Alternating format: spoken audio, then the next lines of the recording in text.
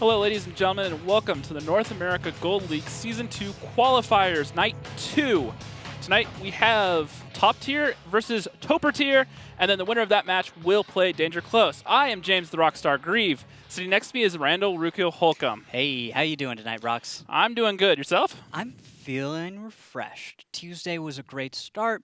We had a few little bumps in the road, but today I'm looking forward to two finals matches. So we're going to have, of course, the first match, which is the top tier, Toper Tier. That's not confusing, right? I'm just, like I said, on Tuesday, it's going to be Siebel to Tweet versus High for me. I'm not even going to try with that. I already mixed things up as is. Yeah, we've been going on about this one all day. So, and that's a final. That's the finals of the double limb bracket in the open qualifiers. And then the match after that is going to actually be the winner who will play the second place from Silver League. So it's like we have the mini boss and then the final boss is the way I'm kind of looking at that this night. So I'm wondering if the final boss is going to be as good as the mini boss, because you know how sometimes the mini boss is better than the final boss, or it can be confusing. I get it. Yeah. So the other big exciting thing going on right now is actually the new patch in World Tanks 9.17 came out yesterday. So go ahead and let us know what you think of the new Swedish tanks, the buff to the 50B, and anything else included on the patch on our social media at WGLNA and at hashtag WGLNA. Get involved. Get involved. Let us know what you think, guys. I do want to see your opinions. I'm reading tweets on the breaks, man. I'm gonna be looking for that stuff.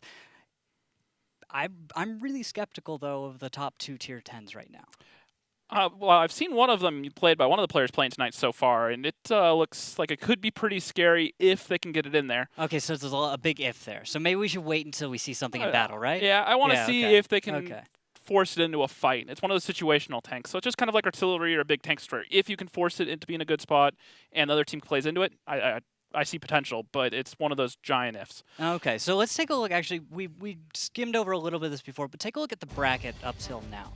Well, Tuesday, excuse me, we had a day off. We had Top Tier versus Goon Squad. That was a 5-3. Yeah, that was a good match. Goon Squad showed that they have the promise. They did the right things at the right times. Just one step behind Toper Tier a lot of the time, or Top Tier, excuse me. And they showed that with a little bit of work that they could be here, but unfortunately, later in the night, they had to play Toper Tier. They weren't as successful against Top Tier, still dropped 5-2, and so they are no longer with us. That leaves it down to Top Tier, Toper Tier, and then our second place Silver League team from last season, Danger Close. Yep, you can see how that works out. So there will just be one best of 9 between Top Tier and Toper Tier, and then they'll fight Danger Close. That's going to be it. We'll have a team in the Gold League. Well, that'll leave us with 8 teams. Now, we do have, of course, the first place from Silver was joining us.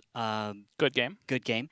Is already in the Gold League for being in first from Silver this last season. And then, yeah, we had relegation dropping out for that. They actually re-entered through the quals. That was, is it Toper Tier or Toper Tier? So you have Siebel to Tweet that was Top Tier. Yep. And then you have High, which is now Toper Tier. Yes. So basically 2 former Gold League teams. When they played each other last season. And it was Siebel to Tweet auto-dropped, and then High was the ones that decided just not to go. Well, no, High got auto-dropped. And then Siebel to Tweet could have kept their slot. However, they couldn't bring back the guaranteed number of players to return. The core of the roster was still together, but it's, I believe, 6 players returning minimum to keep the slot, or is it 7? 7. Yeah. So they couldn't meet that requirement, so they had to go through the whole qualifiers with their new roster. So far, they've shown that they aren't going to be slowed down at all, and they've gone through everyone so far. That's 4 games straight that they've won. If they can make it 6 by the end of tonight, they will be back in the Gold League next season. Now let's touch really quick before we get into talking about specifically this next match coming up, and Danger Close. What are your expectations for Danger Close? They've come a long way over the last season. They started off definitely a little bit rough. They had some good games versus good game. They went to overtime in the Silver League finals. And I know during the offseason, last I talked to them, that they had been scrimming a couple of the Gold League teams. And so I think they're doing the right things. I think if they can handle themselves against teams like Rival or 07, I think they can absolutely handle themselves against either of these 2 teams that they could potentially face tonight. So that'll be a tough fight, you think, no matter what? You Yes, don't think it'll stomp? Some people have said that they felt it was a free win if you got to Danger Close. I don't think it's going to be that far. I think it's going to be a close fight, and I wouldn't even be surprised if they managed to come out on top. Okay. So now now you guys know Danger Close, so keep that one in mind for later. But now let's get into Top Tier versus Toper Tier. So the map choices for tonight, we showed a few of you guys on Facebook before the broadcast. take a look right now. We have Himmelsdorf, Cliff, Ghost Town, Murovanka, and the tiebreaker is Prokhorovka.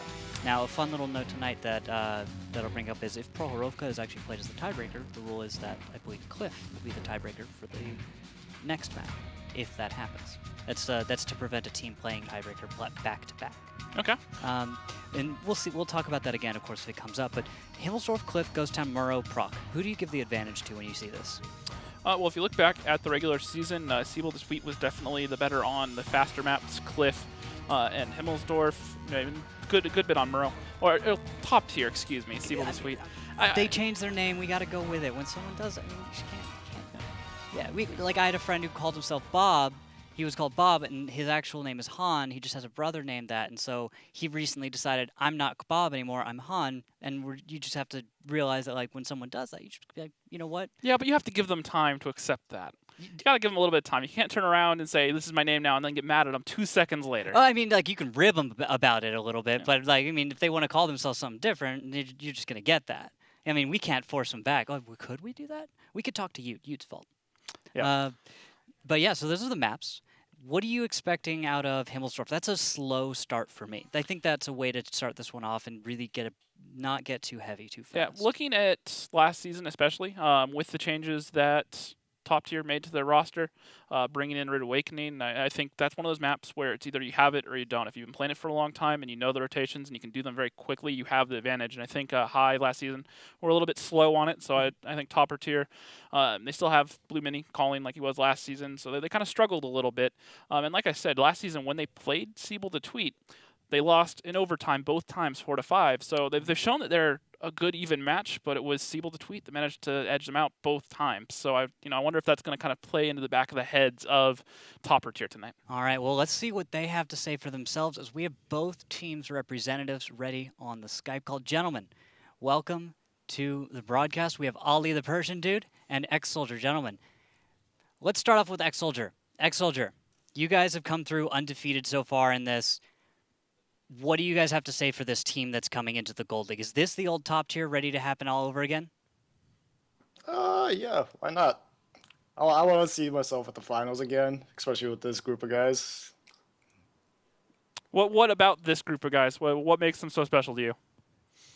What makes them? I don't know, man. It's just the fact that we get along with each other. I would say nobody has any, nobody's ego gets in the way, or like we don't have any rivalries, or like I don't know how to explain it. What's the word I'm looking for? There's no drama. There's no drama on the Bit more kumbaya than last season. Yeah, a lot more, especially after dropping from Apex. A lot more kumbaya. Okay, that's good. Fair enough. Now, I actually want to jump over for a sec to Ali. And Ali, I actually wanted to ask about your team because on paper, I feel like Top Tier is very clean. It makes sense. They just add up to something that looks like a gold team. But when I look at Topper Tier, there's a few names that some people have expressed some skepticism about. Why is Topper Tier a gold league team? Why is your roster viable? I think my roster is, well, first of all, making the team, I was trying to join Rude's team Top Tier, but he didn't let me join. I still love Rude. He didn't let me join, though, so I was like, you know what? You're not getting in gold anymore, Rude, because I'm making my own team, so I brought my own goons in just to brag tag a bunch of guys, plus High from last season. So that's the point of the team. That's why we're Topper Tier. And I think we're viable because of our experience. Most of us are from High last season, and our cohesion, we played together. So I think we gel well together. So it'll be very much like a High 2.0. Yeah, pretty much. And I want to correct Rockstar saying Blue Mini was a caller. I'm the caller for this team, so I'll take the credit. So you've taken over calling every single map then? I've taken over everything pretty much. Oh, snap. Okay, we're going to keep track of this. We'll see how Ollie's calling style works up against Top Tier. All right, guys. I want to get to this match. X-Soldier, do you have any words for your opponent? Nope. No? Nothing? Ollie, anything for X-Soldier? It's hope for no DCs, and I'm leaving it all out on the track. So. All right, guys. Thank you very much. I will see you on the battlefield. Interesting stuff. Ali, stepping up and imposing his will on the team. So we'll have to see how that factors in tonight. I'm excited to hear that because it does mean that there's some changes. Something is fresh and different and new. Well, after last season, they High at least had to kind of step back and recognize this got us relegated, what we did. So, you're not going to do, I believe the definition of insanity is doing the same thing over and over again, expecting a different result. And hopefully that, they're not going to follow in those footsteps, change things around. I do like what I heard out of X-Soldier too. The team's a lot more kumbaya, gel's a lot better. Some of the teams, they can work in those high-stress environments where not everyone gets along, and some teams just work like that. Other teams, like we saw last season, it kind of works against them because it kind of gets in the way of making sure things are done properly, a lot of arguing. But at the same time, kumbaya sometimes doesn't have enough decisiveness. Sometimes what'll happen is that everyone is buddy-buddy and friends with each other, and they won't become very critical. You'll let things slide that otherwise against someone who you don't really have that opinion of, someone who just is another guy on the team, you might you might be a little more open with him because you're not afraid of I agree to a certain extent, but with this team, they're bringing back some very experienced players that'll have seen what they need to do to be successful. X-Soldier, Murovanka, Pompous Magnus, Rude Awakening, for example. Rude, someone that you know pretty well. Actually, yeah. When I saw Rude showing up on the roster, personally, I put my bet down. I was like, all right, that's the team I think is going to make it. I decided I was just making a choice. You got to pick one team. I saw top tier. On paper, they're the best for me.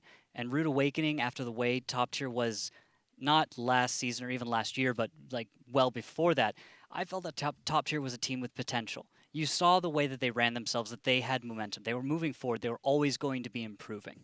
And that kind of, to me, stands out because long-term viability as a team, I think, is more important than just one flash-in-the-pan season like we've seen from team after team. It happens almost every season. Yeah, I get you. Yeah. So we're just about to get underway with battle, but before we do, final thoughts, predictions. You just said that you felt the top tier would win. Yeah, you know it. Top tier for me. Are you for top tier, or are you just going to take the top or tier one? Okay. Well, we are finally underway for battle number 1 of tonight. Let's see what happens. Himmelsdorf, a small city map. The teams start the battle in opposite corners. Both bases are located close to each other, but in a way that you can't stay on the defensive all the time.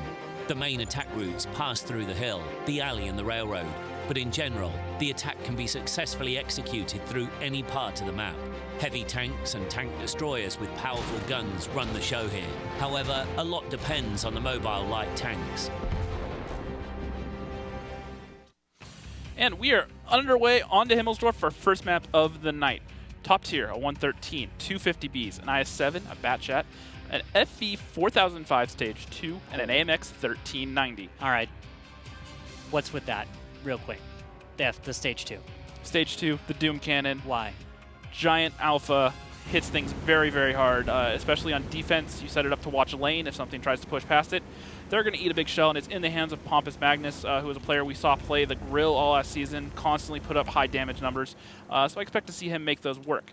Looking at it, topper tier, 2 113s, 3 50Bs, a Batchat, and an AMX 1390, and they are attacking. Now, what that lineup says to me, that's a lot of flexibility. Even their heavy tanks and the 113s and 50Bs are flexible. They can get around the map quickly, so I expect to see them try to set up on one side, maybe open up to another, and just kind of get things going. Yeah, and I see Rude Awakening moving down. Also,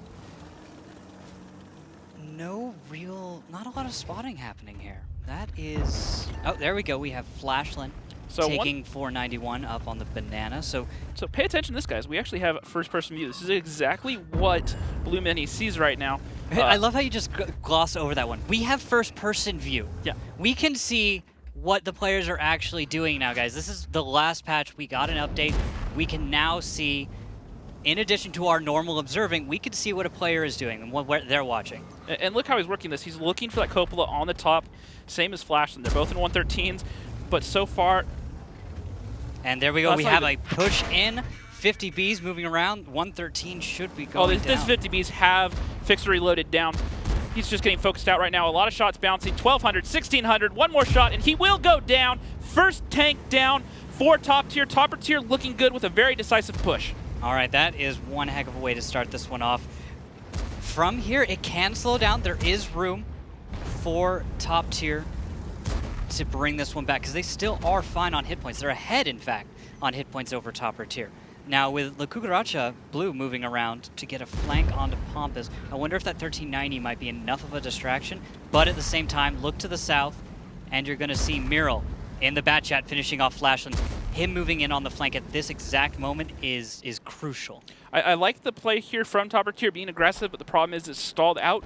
The reaction from Top Tier was very good. It boxed them in, and they don't have a whole lot of places, including the 4005 that completely deletes DRS off the map. Oh, and just to follow it up, Rude Awakening finishing off a 1v1 against the Topper Tier 1390. 4 tanks left alive for Topper Tier.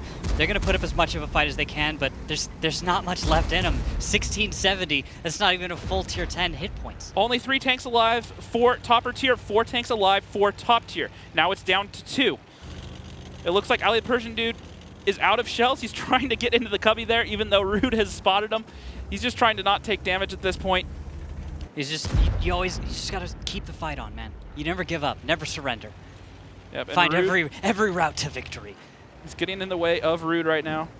And a little dance, a little They're wiggle. trying to bump each other. I don't know what Rude's timer is, and he gets reloaded, finishes him off. All right, that's strong first game from Top Tier. Topper Tier, aggressive. Didn't work. Didn't work. Now, that attack was no more than 3 minutes into the battle, I'd say. Was that the official time was 3 minutes and 10 seconds. Oh, okay. I thought that was when they started the attack. They were even faster than that.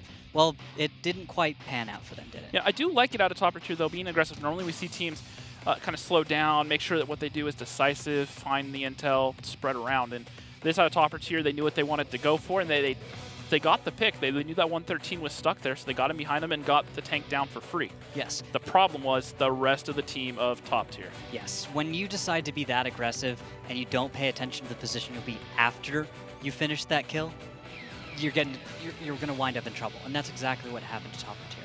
They went for one very good play in the short term, but it just like what I was trying to talk about when I was questioning their viability long term as a team, was that, yes, a short-term gain can be great, but you need to make sure it's going to pan out for you down the line.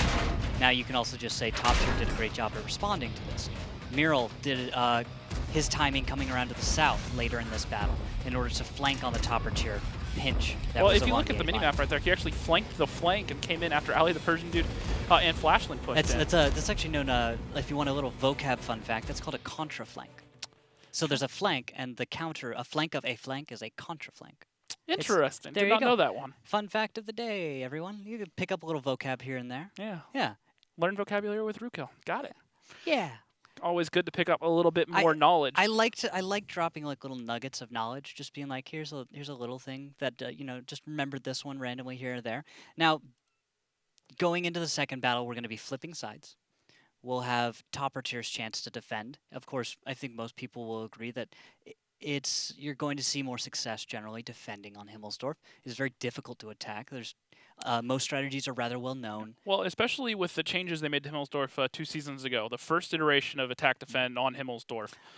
The caps were... The north cap, there was nowhere safe to be in there unless you were exposed to the windows at all the time, and there was no cover out on the cap on the train tracks. But they did change it up and made it a little bit easier on I'd say the attacker to find something reasonable to do in the cap. There are ways that you can force cap pressure now that are viable to make the other team rotate, which is the whole point of the attack defense format, which is make the defense not be able to sit in one place, which the first iteration of attack defend, well, was a step in the right direction. A lot of the maps were set up just too easy for the defense to sit in one place and we just have our tanks here, we're ready, and the second their team pushes in, they're pushing into a crossfire.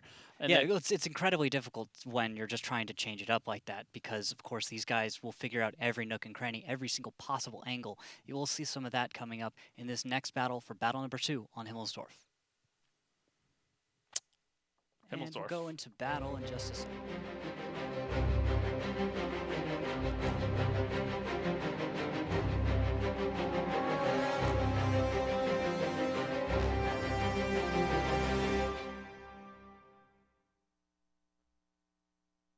Coming in with a 113, 350Bs, an IS-7, a bat chat, and an IS-7. So my guess is bringing the IS-7 to sit him and look down the 8 line to where he can't have his turret damaged like we saw Flashland last game. On the other team of Topper Tier, Oh, I just noticed this. Oh, Well, both teams actually opting to bring an IS-7. It's just top tier coming in with the 113, the IS-7, 250Bs, a Batchat, and a grill. So I just noticed something. You can't actually see if we decide to go into someone's first-person view, we start to lose. We see the minimap as things are spotted to them. Yeah. So keep note of that. If you ever feel like we're following someone's first person, you'll notice that the minimap won't have all the blue tanks. I'm learning a few things here today. Yep, these just got added with the most recent patch, like we were talking about earlier. The other thing to note, one tank. The first major change we're seeing as patch being applied right now is the 50Bs. The gun depression, for those who aren't aware, on the 50B was buffed from -8 degrees down all the way to -10 degrees. So the 50B, while it has a soft turret, is going to be able to work ridges a bit easier now. Exactly. Now, we do see the push coming out of top tier. They're moving up the banana. We've got one shell into the Kukarach in the 113. That's the lead heavy tank. Rude Awakening following up is going to go and I think put that cap pressure on that you were talking about. Very important for the attacker to be able to just get a 1390. We've seen a few other tanks, but generally the 1390. Generally 1390 is the one that's used. Yeah. We used to see back in 754, we saw the 12T and the 5916 used a lot. Oh yeah, I missed the 5916. That tank actually... Fun little scout tank, but we'll get back to that in a second. We've got the cap pressure starting. Speaking of tier 8s, look at the IS-3 sitting here opposite of Rude Awakening. I love the IS-3 choice. It's the side skirts make it just almost impossible to dig out. It's just like an IS-7 effectively. In the hands of an experienced player, whether it's in League or in a pub match, the IS-3 is one of the few tanks where I feel it can really go toe-to-toe even with tier 10s for the most part. Obviously, you have a few drawbacks being a few tiers lower, but in the right hands, that IS-3 can deal out a world of hurt. Yeah, we'll see if he's able to actually get anything done. We do have Ali the Persian Dude and Romstar moving in from the south. Medium tank DRS, Death Rattlesnakes, and that Batchat, tier 10, is actually on the other side, on the far south side of the hill. If topper tier attacks too soon, I think they could find themselves at a loss one more time just because DRS is out. But if DRS gets in this fight in time, it could pan out for topper tier. Well, let's take a look and see what DRS is doing. It's coming over the hill right now.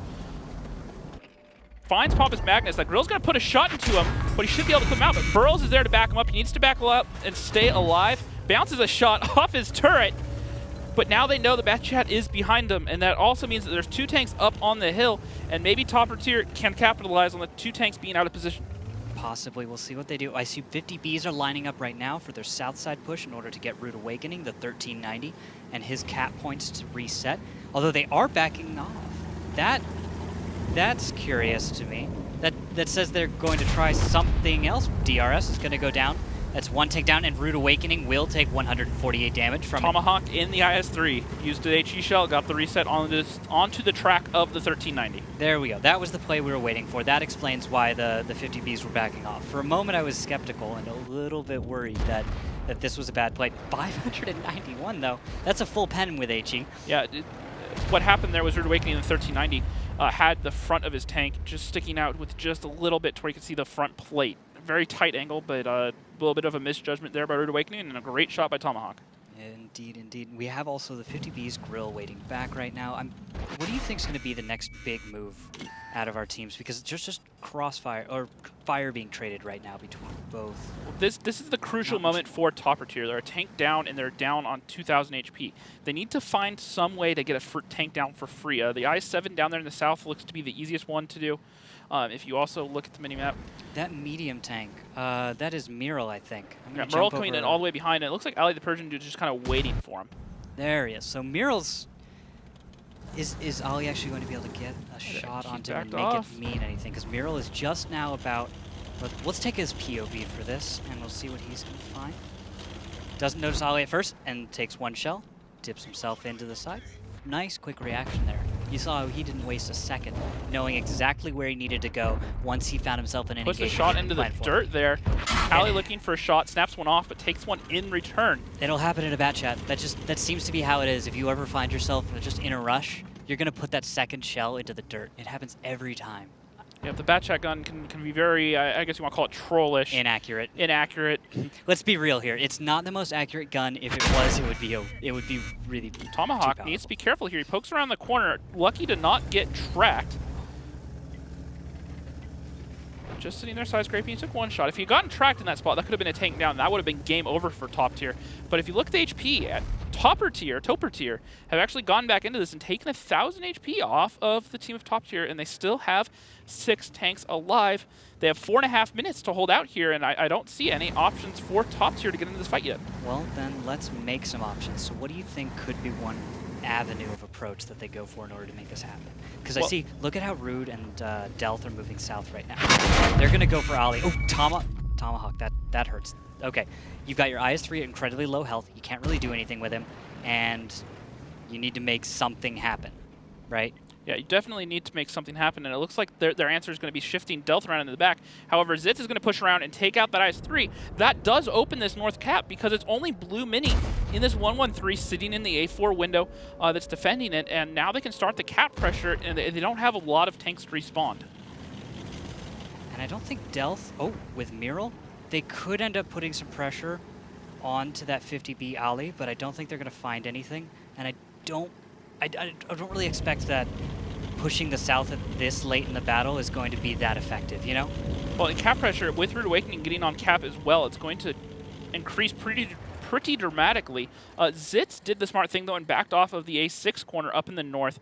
He was low HP and a little bit exposed. He would have been the first one that they would have gone for if they had to push in to get the reset. And there we see Blue La Cucaracha moving across the open.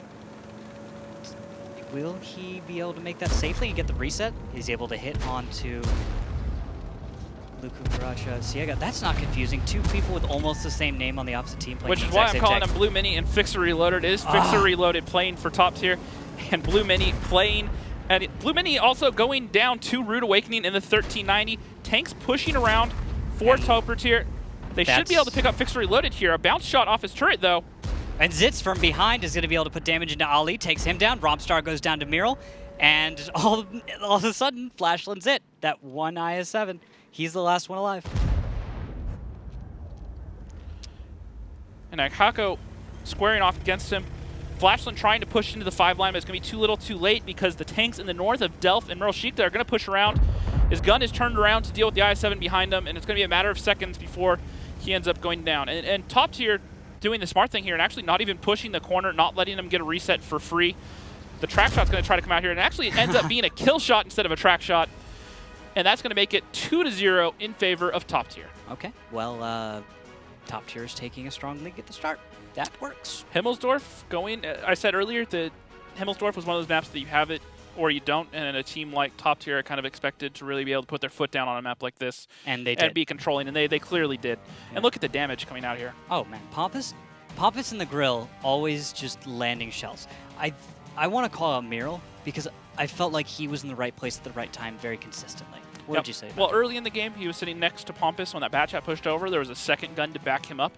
Because once Pompous fired, he's kind of exposed to an auto loader. They can easily, they'll take the damage to 700, and they can pump out their full clip, which could come out to 1600 or 2K, depending on the tank unloading on them. Yeah, and Merles was there to stop him. They both kept HP, and they made DRS essentially go down because Pompous was able to reload and wait for him to come around a second time, and when DRS did, gone. Game done. over, yeah, just done. And then after that, just look on the way down. 50B's Delth, not able to deal that much damage. I hate it when that happens to a 50B, you know? Because a 50B is just there for the damage. That's exactly what he's all about. Here, actually, yeah, let's This jump is the back exact to moment I'm talking about. Merles, look at him. He's sitting right here. He's making DRS back off. He bounces the shot off the turret there. Makes sense going uphill like that. Yep, and then they back off, and that bought enough time for Pompous to get out of there, not be tracked, not lose his HP, and be ready for the follow-up shot. And then here we have Blue Mini pushed in to try to stop the cap after Tomahawk went in, and it was actually going to be Fixer that comes out on top, and then Flashland here at the end going down. That volley fire was beautiful. All at once, just poof. Multiple different angles. They all got the shots in, took him down. All right, so looking at the next battle, we go into Cliff after this. So from a city map where things are slower and heavier, switch it up. We're going to see Batchats, TVPs, maybe a grill, maybe. Is this the time when Pompous is going to load up our new favorite tank destroyer?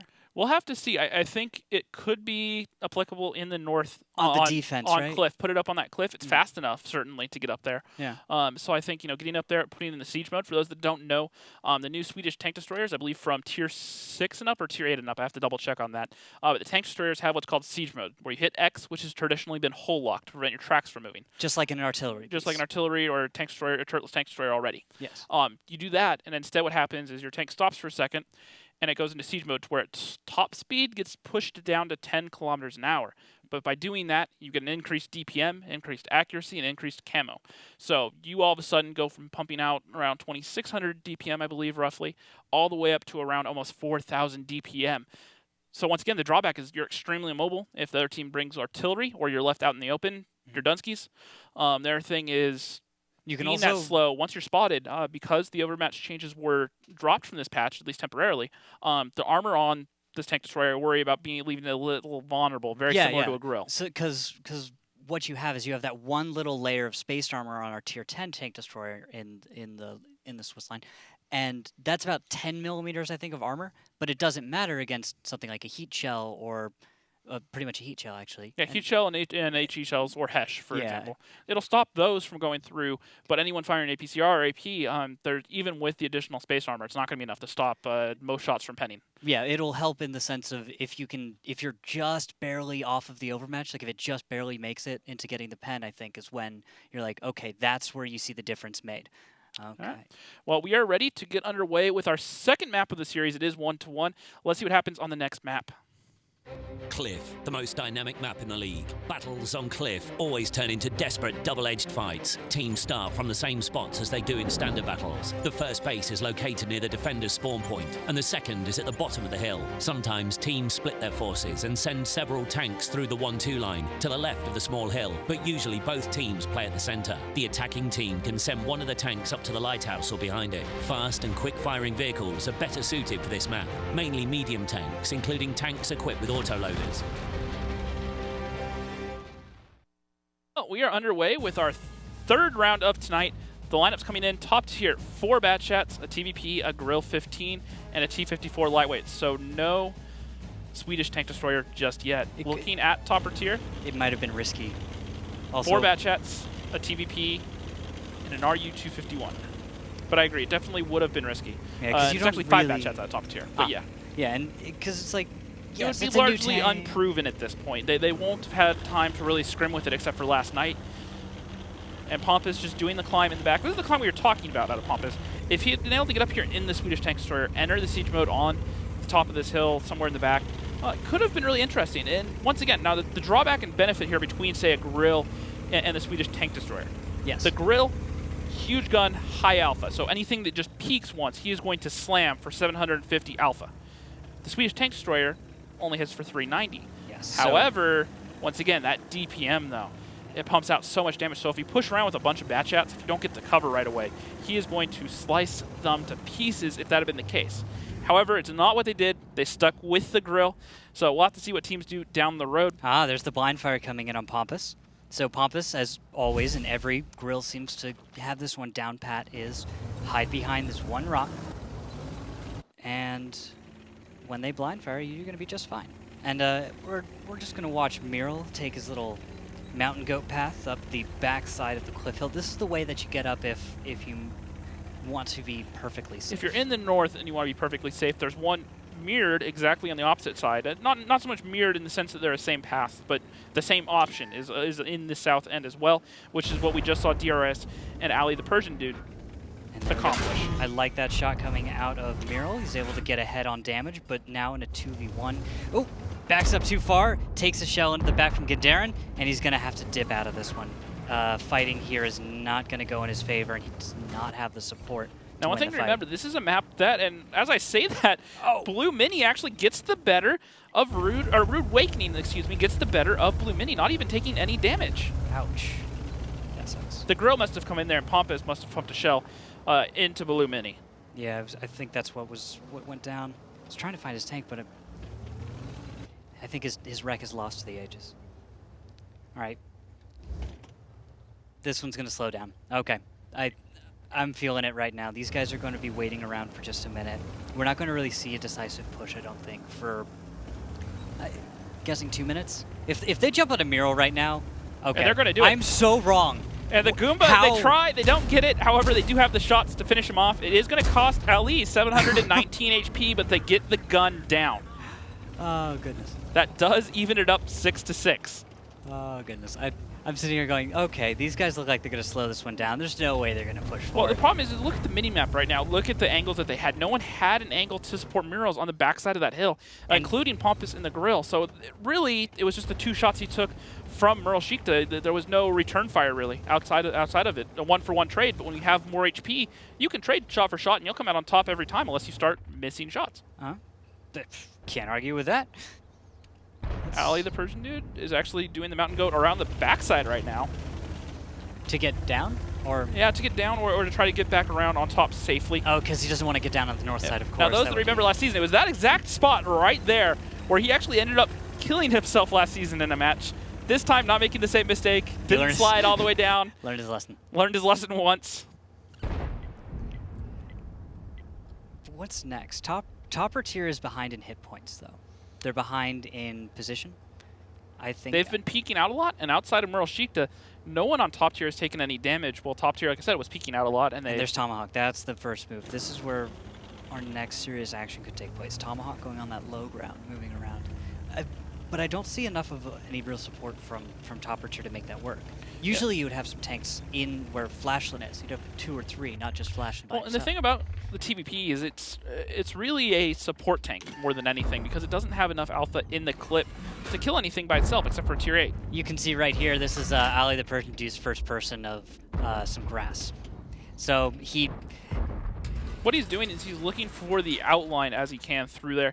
Also, because the graphic settings on our end compared to his ends might be he's probably got grass different turned things. off. You can turn off the effect of grass in sniper mode altogether. And even with grass on, what he can do is he can still use his cursor to find the outline of the other tank, which I don't believe this first-person view, which is new to us, allows us to see. Yeah, it's not quite. So tell me if you do the same thing, but whenever I'm playing that and I'm just barely looking through some grass or I'm looking through some foliage to try and get someone at an angle where you don't really have the clear outline, do you right-click to stop your turret from moving and then just kind of try and find the target, or do you move your turret and try and find the target the whole time? Because I always feel like I want to keep the reticle tight when I'm searching. I see what you're saying because it allows you to shut off quicker.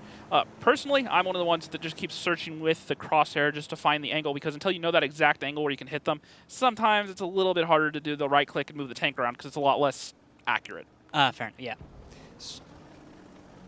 It's the trade-off of being allowed to get a shot off quicker versus a shot more accurately. Yeah, and maybe it comes down a little bit to comfort play style as well. Certainly. Because yeah, it's like there are things I know that work for me that definitely don't, and that's going to be a push. Flashland moving out in the bat chat. Where is he right now? Is he going to take any more damage on the far west side? Nope. He's going to hide himself behind a building. Rude Awakening's got him pinned. Delth, I don't know why he's in the low ground, but Delth is in, what is it? That's Charlie 4-5. Well, usually somewhere that people fall back to late game. There's a couple things to keep an eye on here. One is Fixed Reloaded and exits, pushing the hill right now. We're getting in position to push up. But also Romstar working out along the 6-7 line here. If he lights Pompous Magnus, the Batchats of Ali the Persian Dude and DRS are up on top of the hill where they can quickly get shots off. And Meanwhile, Flashland just trading out with Rude Awakening over on the other side, finding a couple shots onto him. However, Delth is rotating over to help out the tier 8. And Romstar now is pinned. He doesn't have a place to run to. It looks like he's going to take some fire, but he is being tricky with it. I got to appreciate that. He could use that building to silhouette his escape as long as Pompous doesn't light him. Actually, look at his position. Oh, in the meantime, sorry. First things first, Flashland is about to go down, but no, Delth goes down first. And there we go. There's the trade. Pompous from downtown taking out Flashland. And there, Romstar finally moving out of his cover. He's going to expose himself to Pompous Magnus and look for some shots. He should go down momentarily. He hasn't lit Pompous. And Pompous misses from that range. Did he light him? No one's firing at Pompous yet, so I don't think he even lit him. But Okako in the bat chat is pushing in, and he should be able to just trade blow for blow with Romstar and take him out. But the bat chat's focusing out at Hako, and he goes down. A great trade there and pickup from Topper tier. All right, DRS is on the hill. He's got one shell left in him. Zitz is going to take him down for 1,117 hit points in return. Ali is on the high ground, and from the west, Tomahawk has shots onto Zitz. He's going to start trading those around as best he can. Tomahawk trying to get onto the backside of this cliff here as we switch over to him. If we can find him. Which we can, oh, here he is. just sitting here behind the rock trying to stay alive. Meanwhile, Ali the Persian dude up on top of the mountain, his opposite. So they have a nice crossfire here between Gendarin, Tomahawk, and Ali. So if It's important to note that Ali is not looking towards those bats that were in the middle of the map. Ali is currently looking towards the grill's position in the north, towards Pompous. He's not worried at all about the bat chats that were lower ground. He wants that grill. Now here's the thing to note is, looking at Gendarin's approach, he might be able to sneak up on Pompous and get him lit, and both Tomahawk and Ali would have shots, and shots coming in. 600, 1,000, can they finish him off? They need to take him out to have a chance to pull this a win. They do have him spotted. Tomahawk goes down though, he gets lit, he goes down. Great focus fire there out of top tier. Ali does have the shot, does have the kill. Gendarin's going to start taking damage. Ali needs to find a target and get some hits, because guess what? Neither of those bats right now are spotted. And there, first, bat is up. It's really healthy, though. Ali can't afford to trade in this engagement. He's going to have to get almost all of this damage for free. He's going to find Zitz. Zitz is a reasonable target. Takes one shell, and Ali is down to 3 hit points. Gendarin needs to come up big here. He needs to land multiple shots before he gets spotted. Ali just needs to stay alive and try to get what lights he can. He needs to not worry about doing damage. He needs to not be the one that pokes up over the ridges right now. Ali's going to try and keep playing this game, and no, he's going to get taken down. He's in the lower ground, doesn't have it. Gendarin, though, 1v1 against Luku Garacha is going to probably lose out. 42 hit points, one more, and that should be top tier's 3rd win. But it looks like Fixer's actually out of shells right now, and only 1,000. Can Gendarin actually get in here? I doubt he's going to be able to make this happen, but it is possible. It's just possible. Highly unlikely, but possible. Exactly. It's one of these things where if he's managed to do this, I'd expect it's going to be by the mistake of top tier, not by. I mean, it's some good focus, but there's no reason he should be able to take this. It would be a huge moment for topper tier if he can come out here. Very risky there. He knows he needs to take him out. He gets one shot. Whoa! There he goes. And finally, Fixer Reloaded loads his second. He had to fire twice to get the kill. I guess you could say Fixer Reloaded. Yes, he did. Wow, that's just, I'm going to move on from that one, okay, guys?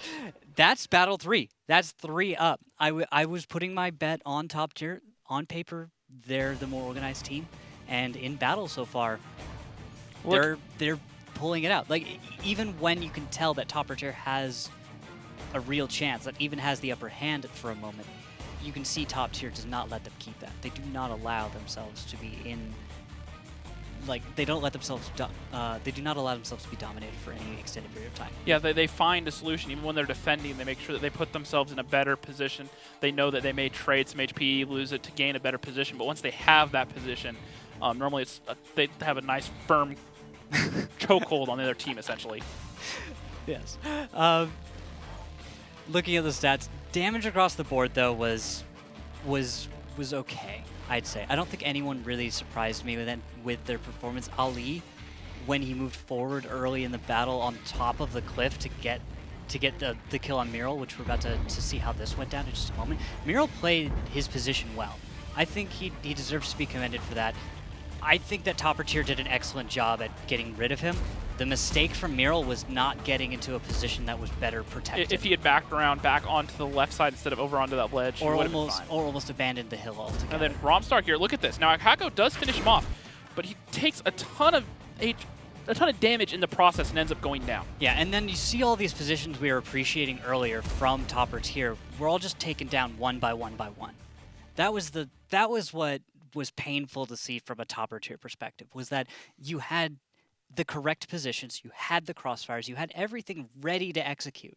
But then top tier would identify that's what you were going for and say, oh, well, I'll just get rid of this. I'll just take care of it. They were being very systematic. They took their time. They got the intel they needed. They pushed tanks in the right spots to get the intel. They knew where all the tanks were, and from that, they could gather, all right, well, if we push here, we can isolate this one out. We'll be relatively safe.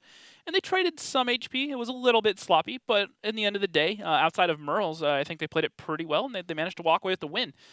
Now the problem is it's 3-0. Topper tier need to start putting up some rounds on the board. And I want to be as bold to say if they don't pick up this round right now, it's going to be a 5-0. Yeah, I think it's going on to Ghost Town after this. Yeah, they need the win. They need the momentum. Yeah, this is looking to be just a complete 5-0. What we need to see is this needs to slow down, I think, by Topper tier, and they need to be able to take control back. That, or maybe just go right at top tier on the defense, which... You tell me if I'm wrong. I think it's a little bit crazy to go on the attack on the north side. right off the bat. Now, here's the thing, is no one's going to think you're going to be doing that. If you execute it right and you get aggressive early, it may catch the other team off guard. But it's a gamble. The entire time it's going to be a gamble. Let's see how that works out. In this sort of situation, though, we are about to get into battle, though. So let's go ahead and head right into Cliff. We'll see what their lineups are. looking at them, Batchat's coming in here for both teams. 5 on the side of Topper Tier, TVP, and an RU-251. But look at this. Yes, that's why I wanted to get to tank destroyer coming out for top tier while they're attacking. Yes. That is not something that I foresighted. However, I'm really curious to see how they can bring that into the strat right now. All right, I think I just want to follow this tank the entire time. I'm just getting on Pompous. Let's watch his POV. And also, let's actually first, let's take a minute to appreciate this beautiful tank. So the spaced armor we were talking about, you see this little cage on the front? That actually is 10 millimeters of spaced armor. So anything that pens that little plate of armor, and after that, it's going to have significantly reduced penetration. That's why you actually have an effective tank here that is able to actually sit in a position and not take almost any damage. Now, we were talking about YOLOs, and it looks like that's exactly what Topper Tier are going to do. They're going to go up and over. They are going to find Murovanka, who's going to go down first for the second game in a row. However, Ali the Persian dude took 1,200. However, that's a tank down already, and they find Pompous. Pompous is set up in the siege mode, but look at how much damage he is taking. He's getting isolated. The Batchats are pushing in, and this is looking very good for Topper Tier. Strong start. You were just talking about it. It's not expected, at least not by top tier. They're trying to get in a position. Delth is getting distracted by an RU-251, starts heading off to the west. In the meantime, we do have the retreat from top tier. We have Flashland on the reload trying to get out. We have Death, Rattlesnakes. Actually, DRS in the Batchat is going way south and is actually going to try and 1v1. This seems a little crazy, a little risky. And it's actually I think he's more worried about pushing him out than he is trying to find him. Now, he's not lit yet, though, is the biggest thing. Yeah, normally, I would say this shouldn't be allowed to happen, but taking a look at the battlefield and the positions that the remainder of Topper Tier has, you actually do have cover, because the middle of the map is under control by the other Topper Tier tanks. Now, what you do have to watch out for is exactly what we just saw, and that's tanks farther to the west sneaking shots onto him. Yep, and it looks like Blue Mini is actually backed off, and he's getting into the bush at A4 all the way up in the north. Meanwhile, Romstar pushing up onto the hill here to open up additional shots. Now, this is exactly what I was talking about, though. Well, 2 things I want to hit on here real quick. First, the raw aggression out of the defense. They went for the surprise, and it absolutely worked. They got 2 tanks down for pretty much, I don't want to say free, because look at how many tanks are damaged for Topper Tier. They have the tempo. They have control. They're dictating the pace of the match. Their opponent, top tier, isn't doing what they expected or wanted to be even doing at this point. They're currently trying to reformulate their approach to the map. They've just had their plan thrown out the window. That's Absolutely. where they're at right now. Exactly. And the other thing I want to point out is, I'm going to go back to it. I've said time and time again for the last 6 months. Russian roulette on Cliff and how the team set up. That played a huge factor in this. Look at how many tanks they committed to the low ground out of top tier. They had 4 guns that had no shots towards Pompous and Murovanka. And so when Topper Tier decided to be aggressive, it just happened to work against the setup from Topper Tier. They weren't in position to support. The guns went down for free, and that may have just handed the round to Topper Tier just by the initial setups they used. So the gamble paid off. We can say that at least up to this point. But look at the hit points. Do you really think it's paid off enough? Well, DRS is now taking damage. Rude Awakening has pushed into Proc's range. He can't push down because they have tanks on the low ground, so he's going to take shots, but he can't back away because Rude should still have him lit. Meanwhile, Romstar finding shots out towards the donut. I think this needs to be more aggressive. You see the way he's just putting the pressure on. You want that pressure because Topper Tier needs to alleviate that off of DRS. DRS is all the way in the south taking damage all alone. And there's not a huge move to stop that. Look at the push coming out here. That it looks like Topper Tier are starting to push in. They're trying to find the pick on Ali the Persian dude. However, Exit's taking shots from Tomahawk.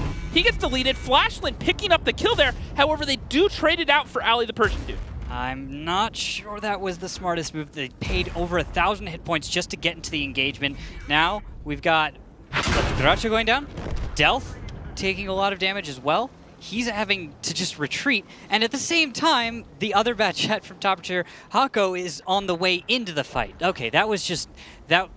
I think they disjointed. They threw that one away at the end. I don't think that was the kind of attack call that is made out of any confidence that you're going to win. I think it's the attack call that says, let's end this. Yep, take some time, talk about the next battle. Once we're ready, let's just end it. Meanwhile, Tomahawk does pick up Delph. But I think what happened there was they realized, all right, just by the initial setup, we just threw away a lot. Let's see if we can find a quick way into this, that it doesn't come in quickly. All right, this is over is kind of what seeped in there. They could never get their foot back into the match. And Rude Awakening just sitting here in the middle of the field. Looks like he's looking for a shot. However, Robstar should be able to find an angle on him here. I think it's just a matter of time. Just give him 2 or 3 seconds. There we go. Tomahawk picks it up.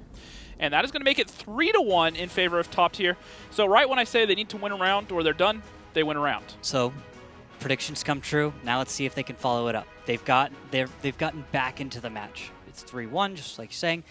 And we're moving on to Ghost Town. Ghost Town's a map where I feel like this can go back into the favor of topper tier. It's a map where where I don't think either of us would be afraid to say you could take 2 off Definitely, your opponent. we've seen it. And the thing to look at here is every time where topper tier has tried to go toe for toe with top tier, they've tried to play the slow game, the strategic game, to work the angles.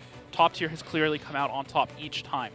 They found the right angles, they managed to be systematic and just do things. When topper tier is just aggressive, reckless, just going for the focus fire, I think that's where they have a shot. I'm not saying they're straight up better than top tier at it, but I think that is the best shot they have. Okay. You're thinking that this kind of aggression, where you just go at your opponent, take them on in a brawl. As they call them, the hold my beer tactics, or the kids nowadays, YOLO. No, I much prefer getting on the struggle bus on the highway to the danger zone. All right? That one too. That's a throwback. That's what you do, man.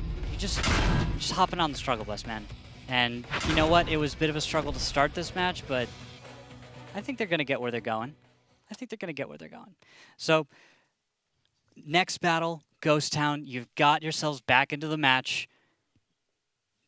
Who's starting on defense? We've got attacking actually starting with top tier. So if you're starting off as topper tier as the defender, what's your strat call for this? Are you going to play one of those standard defenses where you just create a split, just get in your coverage and sit and wait, or what? I think at this point, if they do try to play one of those games, I think it's a mistake. Okay. I think at this point, top tier has shown when it comes, like I said, to the individual strategy, the overall big picture of moving tanks around together, they're the ones that are going to come out on top. Except for that last game, that last game does go against this point. I think you're still correct. I think even though it slowed down, that you're still correct in that point, because what they did was they got the control they needed to with their more aggressive move. They won by that move, and everything afterwards was just a result, just kind of fallout from that. So I think that you're right. So let's, if we see topper tier start getting aggressive at the beginning, then we're both. I'm expecting now, based off your predictions coming true, that these guys getting aggressive, success. Now, the one thing to look at, though, talking about that, though, is if they go aggressive in the way that's predictable, such as the 1-2-3 line. That's the one aggressive play we see all the time. Once again, if topper tier has that strategy game down, they're going to be looking for it this time. They're going to be ready. So it needs to be something slightly offhand. Maybe a push through the middle cap, going around through the northeast, doing something a little bit different, maybe finding, a new way. I don't think around the edges will do it. If you want to go for a fast, aggressive move, going around the edges of the town seems... It leaves you in the open. It doesn't leave you a lot of options. And if the other team ducks into the buildings, all of a sudden your plan's gone and they can regroup. Yeah, also just the scout runs are really easy. You just send someone out, they just have to go look, and then they can leave. Yeah, and you'll see that out of a lot of teams. They use normally 2 different sentries, essentially, or 2 different scouts, to push out on each side of the map early, from both teams normally. Yeah, usually it's one of the tier 8s and then a batch. Well, there's 2 test setups. They leave 5 in the middle together, and they send 2 on each side, and we have batch out into the 1390 or something along those lines. Or they push 6 of their tanks on one side, stick together, and then 1 tank on the weak flank. Typically it's called a tripwire, something over there, just get the eyes, make sure their team's all together and aggressive. Yeah, the tripwire coming from the old T1 thing, where it's a T1 Cunningham, it was just a throwaway tank. It was 1 tier against, you've got up to tier 8s. Now you've got tier 10s, but the lowest tier you're going to see is 8. And now your tripwires are a little bit more dangerous. Yep. You could almost call them like a claymore. Well, exactly. You with run other over that. tier 8s as well, a 1390, if, or unexpecting RU-251 or T-54 lightweight comes around him, unless the 1390 misplays it, he should have that. Yeah, you have to 9 out of 10 times. You have to miss shots. You have to let the T-54 lightweight ram you and take a lot of your HP that way, or a second gun has to show up for their team to really end things. But a 1390 can handle itself. It definitely can. I'm always skeptical as a 1390 trying to 1v1 against a consistent fire like the T-54 lightweight, just because, like the Bat Chat, its inaccuracies at times or its inconsistencies can play against you, especially when you take a risk in the fight. Yep. Well, we'll see how big a risk Top Tier are willing to play on our next map starting right now. Ghost Town. The first absolutely symmetrical map, made especially for 7 versus 7 games. The teams start the battle on opposite sides. There are numerous ways to attack here. One of the bases is located in the central square, the other one at the top of the city. The hardest battles are usually fought for the top base, and this calls for the use of heavy tanks. Sometimes the teams choose fast tanks for spotting and base capturing.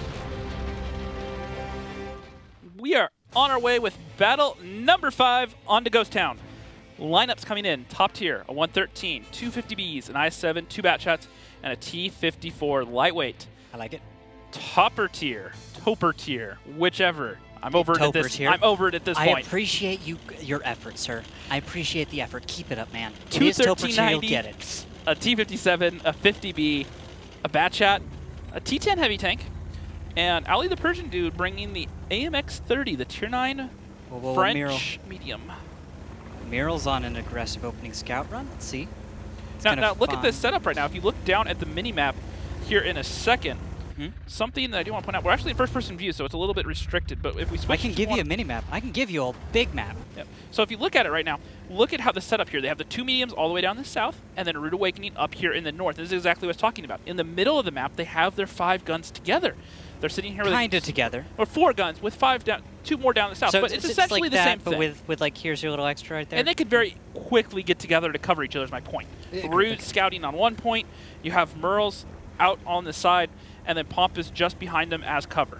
Yeah, but with the Topper Tier position, you're looking at lane coverage in a way. So Gundaren can go, you know, east or south. Tomahawk's got coverage in a few different directions. You've got Romstar on the outside coverage. So what you've got is you're effectively just creating this giant wall across the middle of the map. Anything that crosses this point will be spotted, will be dealt with and taken care of. Now the biggest problem with this strat is you're not on top of either cap. And that's my problem with it. They can really attack either cap and force Topper Tier to have to respawn, and that's where they can get themselves into trouble. And remember how I said I don't feel good about a standard defense out of Topper Tier. Yes, we'll have to keep this one in mind as it goes on, as we do see Top Tiers getting ready for their opening move. We've got the IS-3 113 combo, 2 consistent fire heavy tanks.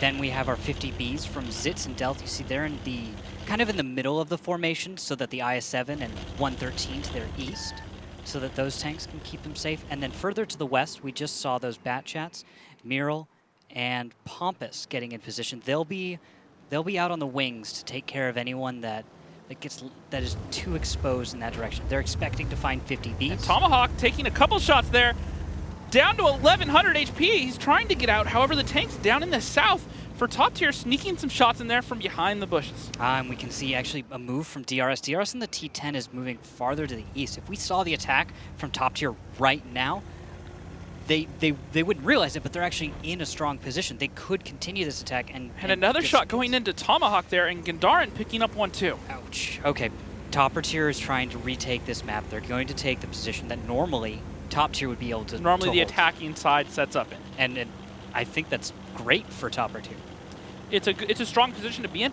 However, the thing is I think Top Tier, once again, they're still relying on a stagnant position, and it's just going to take a little bit more time for Top Tier to get in position again and find a new way. And this spot is pretty weak against a 2-cap play, especially with Top Tier down in the south holding that bottom corner. Oh, you're talking about, you'd have to attack the 2-cap, of course. Yeah, attack the 2-cap, but you can very easily get a tank into the north corner of that cap and then use some guns to hold lanes through the diagonals, up the 5 line and the 6 line, across the cap. You can punish those corners very easily, and I think that's exactly what Top Tier are set up to do right now. Oh, looks like Romstar tried to play it fancy in the backfield, but is going to take 1 shell for it. We're seeing Topper Tier just being whittled down, and I think that's what we're going to see out of Top Tier just to finish this one out, because of course, they're the ones who have to cap this. Topper Tier, our blue team, they do have the positions normally held, by the attackers on this map, so it's a bit topsy-turvy. But Poor Romstar. Looking at it here, sorry to cut you off, No, but can we- Romstar was on one side of the map, left because 2 bat shots were opposite. Now he's getting chased down by the same bat shots on the other side of the map. I would feel sorry for him if it wasn't the kind of position that you should expect these things to happen, right? Yep. I feel like they sent Romstar out to the east, and maybe they were trying to get him safer, but all they ended up doing was just over-flexing him, maybe. Or really he just wasn't backed up enough, because we just lost our Tomahawk Well, it looks in like the same area. It looks like Topper Tier are getting ready to make a play here. They do catch Fixer Reloaded out in the open. And top tier starts this one off a little bit off tempo, in my opinion. T-54 Lightweight, Pompous are a little late in. Delth as well comes late to the fight, and we have 2 tanks, the I-7 and 113 for top tier. Those 2 heavy tanks, which are supposed to not take as much damage as maybe bounce or distract. Well, look at it. They're backing up right now. It looks damage. like they want to go after these 50Bs, and the 113 of Fixer Reloaded and Delth, but they don't know Zitz is behind them, and so they're pushing into a 3rd gun right now. But Zitz kind of ignores Delth for just a moment. I'm not quite sure what he's going for with this. He's holding off, but it's strange decisions coming out of top tier. Doing what he can to angle his armor, bounces a few shots. However, very poor focus fire coming out of Topper Tier right now. They need to focus up. Not able to take guns out quickly. They got put into that chokehold, and Top Tier just didn't let go.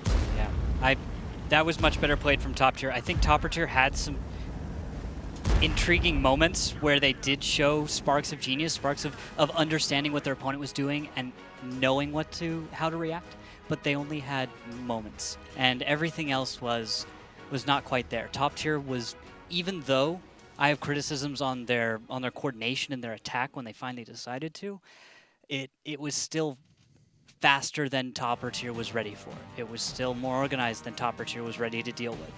I guess you could say that Top Tier were the toppest tier. Oh goodness, yeah. Of all the tiers that they could be in, top tier was the toppest of the tiers in this situation. That is, I am just now getting this joke. I am just now realizing this joke exists. So yes, it's oh goodness. That's what they were going for this whole time. Now I get what they're doing. These guys are Ollie, I don't know what we're gonna do with you. You are a silly goose. Okay. Tomahawk down here at the bottom. He tried to be out on that 2 line to help Romstar. However, when he realized it was time to turn around and run, he just took way too much damage for it. He was just out in the open every time. So this is the fight I was talking about just a minute ago. I have my criticisms. It was a success for top tier. I was confused by why Zitz was ignoring a target I thought he could have been firing against for a bit. Of course, I don't have reloads working right now. Don't know if he was actually loaded, so he could have just been waiting for his reload to come on in. And there we go. We just see everyone is split up from Topper Tier. They had a position I felt was advantageous to them, and it felt like they just pushed out of their defensive position and exposed themselves. Yep. Where we saw Top Tier was not quite in sync. We saw both IS-7 and 113 when Top Tier exposed. kind of got into position there towards the end before that last push came out, you could kind of see the tanks bumping around for each other. Ali the Persian dude was trying to dive into the alley. Romstar was trying to flex around, and then one of the heavy tanks pulled in front and blocked him. So it was kind of like they were sitting there talking about what they wanted to do. Like Romstar and Ali saw a play on the other side. They wanted to flex over there, but because the heavy tanks kept getting in their way, they weren't coordinated, and it's clear they weren't on the same page right there. And that slight delay, that 10 seconds of a little bit of a miscoordination, that cost them the game. Okay, well, we are going to switch sides. It looks like they're just now loading into battle. So we're going to have battle number 2. That is of 5 for Ghost Town. Yep, and we'll find out here what we have for tanks in just a second. Sadly, we still won't see another Swedish tank, at least this game. But looking at it, some interesting tanks coming out for Topper Tier. A 50B, an E100, an IS-7, a T-57, a Batshot, a T-10, and a WZ-111, so no more than one of any given tank. Interesting. Top tier, a 113, 2 50Bs, an IS-7, 2 Batshots, and a T-54 lightweight. Would that be like the Neapolitan lineup? Yeah, I guess you could say that. A little sample of everything? Yeah. Well, let's see if it can all come together, though, to make something that actually tastes good. That's normally the problem. I don't know about you, but I like me some Neapolitan ice cream. It depends on the taste buds, I guess. Not my favorite, but... No? Are you just one of the guys who eats one of the flavors, and whenever you accidentally get like some of the chocolate or strawberry or something, you're just like, no? There are a couple that I'll dig into. Meanwhile, Rude Awakening digs into some big shells, loses a lot of his HP. Pompous Magnus also gets caught out, tracked in the open. down all the way to 590, 115. Now he goes down to DRS. Ouch. And that is a great pick for Topper Tier to start off game number 6. That is a gamble yet again. Topper Tiers is making these little gambles, betting on their opponent to go for something, and it's paying off. They bet there would be something crossing in the north, and so it was. Mural, though, getting across for free without taking any damage. That top tier does have a chance with him. If he can avoid taking too much damage, if there could be a distraction from top tier, they could find a way of having him deal some damage. Well, look at this setup right now. These 50Bs finding some shots onto Flashland, who gets tracked in the open, and it leaves Blue Mini with no choice but to pull in front, simp for him, and eat the shells.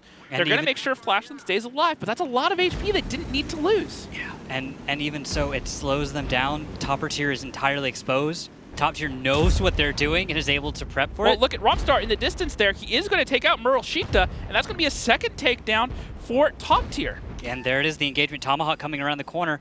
You've got 3 tanks from top tier, pinched by 5, and the focus fire is on point this time. Delth goes down, 50B going down first. They are going to get Flashland, but Hako is going to go down. 4 tanks are alive for top tier against 4 from topper tier. So as this quickly goes in the favor of topper.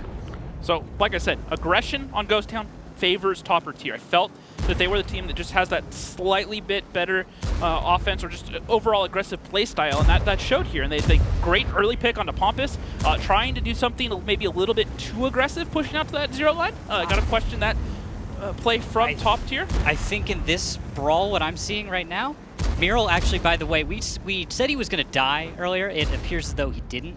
So he won the 1v1 with Romstar. Yeah, he did. Romstar must have run out of bullets or bounced. I'm just saying that's what it's like in a 1v1 with bat chats. There's a chance that even at that close range that you'll just bounce a shell or miss. You have to be incredibly careful when playing a bat chat. And that will make it 4-2 in favor of top tier, and we will move on to the next map, which is actually going to be Murovanka. I did not expect this. I honestly was expecting more of a sweep, like I was saying at the beginning of the series.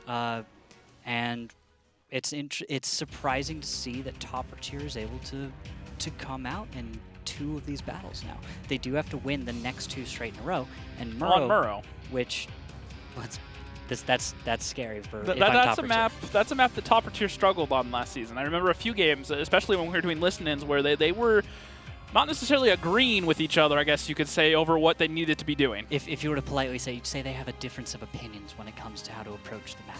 Definitely. That's definitely the more diplomatic way to say things. Yeah, precisely. And we'll have to see how they go into this map. Looking at some of what we were just watching, though, Pompous going down, that was where topper tier comes out. The following push by topper tier, covering their allies, simping for them. We have to give them props. We thought it wasn't going to pan out. The damage was being dealt to topper tier. But they stayed focused. They did not lose ground. They didn't allow themselves to lose that health for nothing, and they overmatched on top tier. Top tier did not respond in time, and being that bat chat down early, and the following aggression was definitely what was needed to take down top tier. So props to topper for that one. I still have to say top tier could be responding better to these. Yep, and I wonder if this is a little bit maybe of a history between the teams, because if you look at the opening play they ran, Murovanka and Pompous trying to push out towards that 0 line. I see what they're going for. They have the rest of the guns in the north ready to hold that crossfire. The problem is it looks like topper tier were ready for it. They were, at least they were being aggressive, and actually, it just played into them. We've actually got a timeout call. I thought I should let you know we have a timeout call. I believe that was by topper tier. I'll check real quick. Yeah. Timeout was called by topper tier. So they'll have an extra 1 minute of time to stop, take a deep breath, talk about this strategy, see what they're going to do. So they didn't call it last battle. It was 4-1 last battle. That was when you might call it and say, okay, let's do our timeout right now. The next battle's it if we lose. And then they went. Or do you just have to have that confidence that it's Ghost Town. We know what we're doing. We have it already done ahead of time. Yeah. And maybe they didn't either expect to get to Murovanka. They wanted to save it for later, or save it for the overtime map if they get there. Or if they forgot. Yeah, or that's also very possible. Just captain, heat of the moment. Just, yep, let's go. I've seen captains do that. I've definitely seen that happen. And also, while we do have a moment, I do want to remind everyone out there of our question of the day. We are asking you guys about your opinions on the Swiss tanks and how they're going to fit into the Gold League. Well, just thoughts in general. First of all, do you think they're going to be useful? Are you going to enjoy playing them? Or are you going to get either of them? And then two, do you see them having any sort of useful application here? So far, we've seen it used once, and it did not work out, to say the least. Yeah, it just got taken down. So at WGLNA, hashtag WGLNA. Please share us your opinions. Let us know what you think. I'll be going through those after the show and just reading down every single one. I want to hear what everyone's And the other one thoughts. that I'm curious, unrelated to that, but comes along with the patch. What do you guys think of the new FPV, the first-person view that we've added in? It's so far I'm enjoying it. I am too. It's we have a few things I've kind of noted already that we can probably try to include for the viewers, help you guys understand a little bit more what's going on. You know, those little bits of the detail. We've actually not had first person for a few years. Yeah, now we've in had World them of at the Tanks. live finals because of how they're set up, but they recently just added first-person view as an option to the in-game client. Which is such a great thing. It's like, it's a huge deal for me because I've been observing this for forever, and now I'm like, wow, I could just get first-person views. I don't have to like go through everyone's replays that they submit at the end of the night to like find out exactly how someone went about doing X or Y. Well, another thing that I like is now when, say, you're going over strats or trying to show someone a climb, instead of having to like shoot where they're supposed to go, like, yeah, you need to hit this spot right here, and then like fire a shell, cause some dirt to go up, you can just say, all right, just spec me, just get on the spectator mode, watch, I'm going to put my cursor exactly where it needs to be, point right there, and you can just go through every little thing. It's a really neat feature. Oh, actually, why didn't I think of that before? That is really good, actually. Well, if you go back to old school Clan Wars, when teams would load into the training rooms and they would sit there for hours going over strats, all right, you guys need to do this at this timing. And I know a lot of callers used to drive around and say Lutches, for example, tier 4, and fire their shells where they wanted people to go, just as a like indication of, go over in this area. And now you can just say, all right, everyone on me, I'm going to drive around, point, Click. get the deal process. It makes it a lot easier. Wow, that is such a throwback. Oh, we actually have a battle about to happen. So we're about to go into Murovanka. Let's go take a look. Murovanka, a map with a great number of buildings, bushes and trees, amongst which teams hide for most of the battle. The attacking team begins the battle from the top of the village, and the defenders start from the bottom of the map. Both bases are better controlled from the hill near the first base, and from the green in the lower left corner of the map. There are many attack directions. The attacking team often attempts to gain the attention of defenders by putting pressure on the first base, whilst manoeuvring several tanks behind the second base to deliver fire into the defending's flank. Team setups are very diverse, but the players often choose the fastest tanks, even for heavy setups. They could even bring SPGs. And we are on our way with our 7th round of tonight. It is going to be on Murovanka.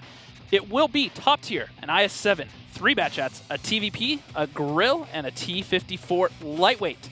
Topper tier, a T-110E5, a T-57, 3 bat chats, a TVP, and a 1390. Solid lineups. Nothing special. Nothing scary, you could say. This is something we've started to see more recently. It was something I was a fan of when we first switched the league to Tier 10, was the T-57 in certain spots. Now, I get it is not a good offensive weapon. It is just too slow these days. It's nerfed from its old state. But in its current state... You really think it's too slow? I think it's too slow in its current state. I think the armor's not good enough to warrant the speed that it has. But that's a separate discussion. Okay. What I do like about it is in these positions where it's just holding 1 or 2 positions very close to each other, where it can just pump out raw DPM. Almost 3K DPM out of a T-57. It's shot, 1,600 dumped right then, and only a 22-second reload on the clip. It's great in those sort of positions, especially when you have a lane that you're looking at where the team's going to approach. You just get your 4 shots off, you pump out a lot of damage, and you back into cover, and now the other team's down 1,600 HP. Yes. You run them in a pair, that's 3,200 you can put on the field. You can take out any tank in the game as long as you both make your shots count. And that's the tricky part. Absolutely. I'm not saying it's easy, but in theory. The tricky part is exactly that one. The last part that you talk about is the making them all count. Because at this level of play, it's that much more difficult. Now, the other thing to think about is 2 T-57s should never be by themselves. Oh. So, yeah. So you're going to have other guns as contingencies, as you will. But still, in theory, you could at least get them down to a 1 or 2 shot. Now, if you have a horrendous clip or horrendous clips out of both of them, then you're in some deep water. Yeah, but then you've got other things to talk about other than why did you guys miss. I mean, yeah, you really should just be making your shots count at this level. So, I do want to swap over. Why is Topper tier this far back? I don't see why you would hang back this far, this early, without having a little bit more pressure put on you by Topper tier. couple different reasons that I can see, and a lot of it's big picture-wise. Right now, they're set up with a very good position to defend that 2-cap, maybe expecting Topper Tier to really hit that 2-cap aggressively, and if they do, the second anything gets lit, they have a bunch of guns in position ready to punish. So say Pompous either tries to get on cap, or maybe Murovanka in that bat chat, or even Rude Awakening down there in the south in the lightweight. If they touch that cap and Blue Mini lights them, look at how many guns. That's 5 guns. Only Guardian, or Gandaren, excuse me, is not in position to punish. I see. And the other thing is this is a good position to not let the other team be aggressive on the 2-line. So often we see teams try to just push straight through the 2-line or get that cap pressure on the 1-cap, and once they get baited in, they then they explode onto the team, and this is a prevention against that. All right, now we see what Top Tier is actually trying to accomplish right now. It seems like it's very quiet. You don't see a lot of action happening. That's because there isn't. That's what's happening. Top Tier is just trying to figure out what Topper Tier, our blue team, is doing. And Ali is spotted out in the open, taking damage, 847. We see Pompous from the south.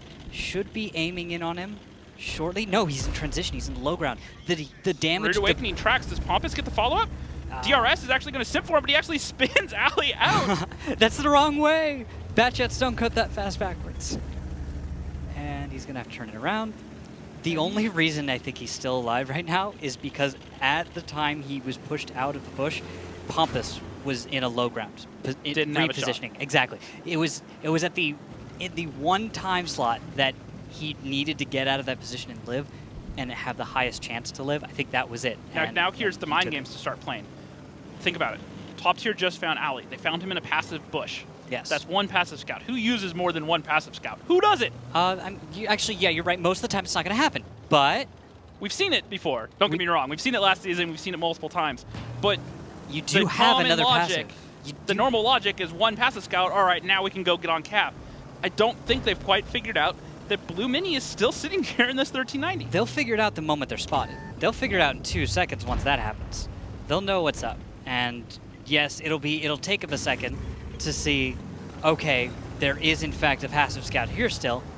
But they also, where they can fall into a trap is if they decide, okay, let's just go and assume that scout's out. I think that's what you're getting at. It's like, well, exactly. Yeah, they could just jump too. Well, and so often what happens is they get one scout down and then they try to get on cap, just like Rude just did. But Rude got lit again, so now they're like, we already cleared one passive scout out. So they really have a second one, and that's what you're going through as a caller. It's just that frustration of, we took 5 minutes to clear one tank, or 4 minutes at the time, to get a tank out of position to where we can get ready to assault and get pressure on that cap. Yeah, because now 5 minutes left of the battle. You move in, and with 5 minutes left, there's another one. It's just a little bit disheartening, especially if you're a caller. Yeah, I can definitely understand that feeling where you feel like you've actually made the step, you've gotten to the next one step forward, 2 steps back, or the next stage of the battle, because you can kind of break down a battle and depending on the map into like the opening scouting section where it's just like everyone's just feeling each other out. It's like a first date. You're trying to see like, oh, do you like music? Oh yeah, I love music. You know, and then you end up stuck on that for 20 minutes, and you go, oh my God, I don't want to talk about Coldplay anymore. Hashtag dating advice with Randall. Exactly. I'm just trying to relate to things in our real lives, man. When you go for when you end up scouting for most of a battle, it's a letdown. That's not what you're here for. You're here to win. You're not here to scout for 10 minutes. And when your opponent forces you to do that, it's not as fun. When you actually get to scout, force opponents' tanks out of positions and capitalize on the intel that you gather. Exactly. Yeah. Just like dating. I love messing with you. Rockstar is just shaking his head at me right now. He's like, well, I mean, I dropped in those puns earlier, so I guess I deserve this a little bit. Meanwhile, Fixer Reloaded took another shot trying to get out of the north. Once again, this is one of those things. Now they have another passive scout somewhere in the north. I don't know where I just got lit from. I have to drop back down into the low ground, and now there's only 3.5 minutes left on the clock. Now, cap pressure has built up a little bit. Still 96 seconds left on the cap, and it is only Rude Awakening. You want to hear my thought? I think it's Topper Tier right now. I think Topper Tier is going to take this battle. They're up on HP. They're up on HP by a lot, 1,500. 3 minutes left, 85 on the cap. And they still haven't found Blue Mini in that passive bush in the middle of that field. Not a single tank's down. They got out Ali the Persian dude earlier. They went, all right, this is done. And what's funny here is I think Rude is actually lit. I'm not positive that he is unlit, and if he is... He's not lit. So he's not lit. So what that means... So is by the position of Blue Mini, they can infer where Root is sitting on that cap. So now they can focus their blind fire in one section instead of having to cover all corners of cap. Possibly. And take a look at the position of this T-54, Root Awakening currently. And we'll bring up the minimap for just a moment to show you.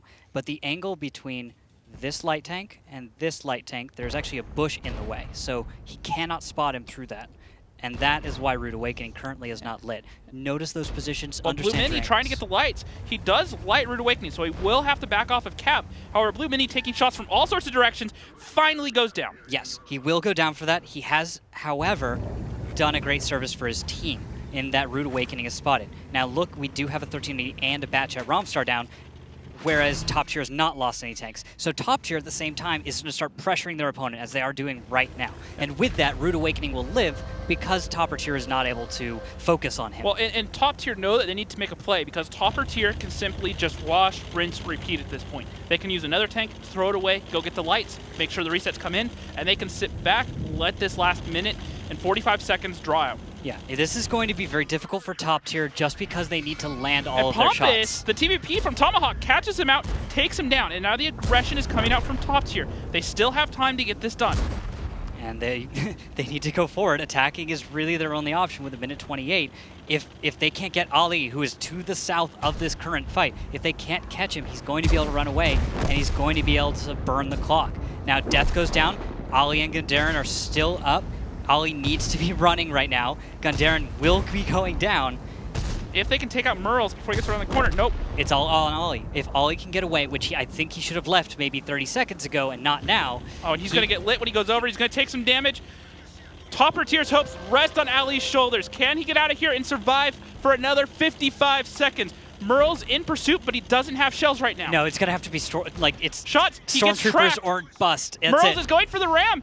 No. Up, and Delph takes him out, and that will be top tier. Moving on to our final match versus Danger Close. All right, that was well played. Okay, I did not expect there to be 2 wins up from topper tier. I didn't think they would have the discipline or the experience with this particular lineup as a team, no matter how experienced they are no matter how experienced some of them are together. I really felt like the roster I saw wasn't going to add up, and it did better than expected against top tier, a lineup which on paper should win.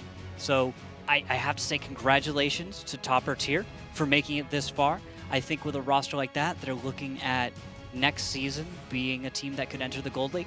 Top tier though, every single battle, they were on point. They were more coordinated. They were a little bit faster. I felt like their strategies were more succinct, better understood. Everyone was on the same page. Would you say that this is a team that you could see handling themselves in the Gold League next season? I think so. I think that's a middle of the pack kind of a team as of right now. We'll see how they do over the month between the end of this qualifier and between Gold League, but they're not in there yet, Rockstar. They're not into the Gold League. They got one more match to go. Yet they do have to face Danger Close up next. But you cannot write off Danger Close simply because they've been playing together for a while. They have a solid season under their belt down in Silver. They put up very good fights versus Good Game, which is they're now in the Gold League. So if they can handle themselves versus Good Game, and they're regularly scrimming other Gold League teams, you have to think that they can handle themselves versus a team like Top Tier, who, as you said, would most likely fall into the middle of the pack. Yeah, definitely. So we'll have to see. They have time to change their stars, as it were. They can dictate their fate. They've got plenty of time to do it, but we are going to go to a break in just a moment before we get into our next match. But before we do that, let's look at the bracket one more time. Remind you guys, this is how far we've come. We've gotten through a double elimination bracket with 25 teams all the way to here. Top Tier versus Goon Squad, 5-3. That was just this past Tuesday. And then Goon Squad and Topper Tier, 2-5. And the match you just saw between Top Tier and Topper Tier was 5-2. That leaves us with our final boss, I like to call it, is Danger Close, the second place from the Silver League. They will be facing off against Top Tier after our break. I'm a little surprised we've made it this far. Like, there's been so much wind up to all of this for me because we jumped back from the Rumble recently. There's going to be, and then we had a tiny little break just before this, and I love just getting prepped for this, getting the feedback from all the teams. People saying, "Oh yeah, I'm going to sign up for the gold quals," and like people asking, "What are the dates? I want to be able to see if I can make it," because a lot of people have finals around this time. So props to all of our players who are competing during probably one of the most important moments of your career. Yep. Well, two other things I want to get in here real quick before we show the break. Yeah. First off, the other thing that you just mentioned with the Rumble. This Saturday is going to be the Champions Rumble in Moscow. I'm not sure on the exact time, but we'll get you to the guys the next segment of the broadcast. But that will be this weekend. That will be Tornado Rocks, Navi, Kazna Crew, and Dang playing for a $160,000 prize pool over a one-day event. It will be a lot of fun. It should be right here on this channel as well as the Russian channel. So definitely tune in for that. It should be a lot of fun. However, we are going to go to a short break right now. We'll be back in just a few minutes, but don't go anywhere because up next is going to be the final match. The team that wins this next match is in the Gold League next season, so make sure to stay right here and be back after our short break.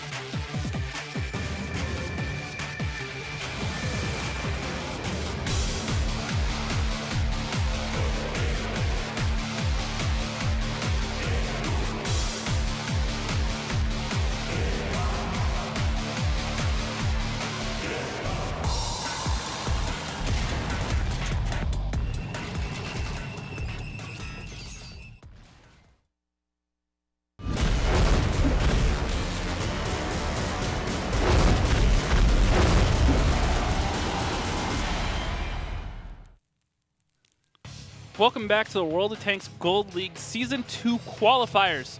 We are down to our final battle after a very long 2-week qualifier. I believe it was roughly 24 teams, give or take, started.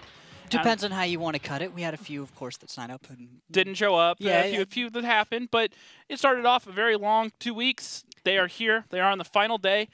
Top tier emerged from that, and they played Danger Close, the second place team from the Silver Series last season. Yep. Danger Close falling in overtime. 2 Good Game in the final match there. So Good Game will be joining us this season in the Gold League. They're our 7th already team. in. They're already in. Now we're just getting that 8th final slot. Precisely. So don't forget, join the conversation. Tweet at WGLNA, hashtag WGLNA. The question of the day is about the new Swiss tanks. We have, of course, some new tier 10s we've already seen today. I think we didn't really get to see them shine. Well, I think the way that they set up for that tier, for the tank destroyer to be set up, it was too exposed, too vulnerable, too early. They didn't have enough guns ready to really work around it, and so he got caught out. Yeah, neutralized pretty early. We'll have to see how it's implemented, if it can be implemented, if our newer tanks can be implemented properly in the upcoming match. Let's move on, though. Take a look at the bracket review, how far we've come. Just one more time, we do have top tier Goon Squad from Tuesday. Then after that, we had Goon Squad losing, going down to face against topper tier in the lower bracket. After that, we have today, where top tier faced topper tier. Just the last match that you guys were tuned in for, and thank you for joining us if you are just joining us now. After that, we now are getting into Danger Close versus top tier, the final boss match.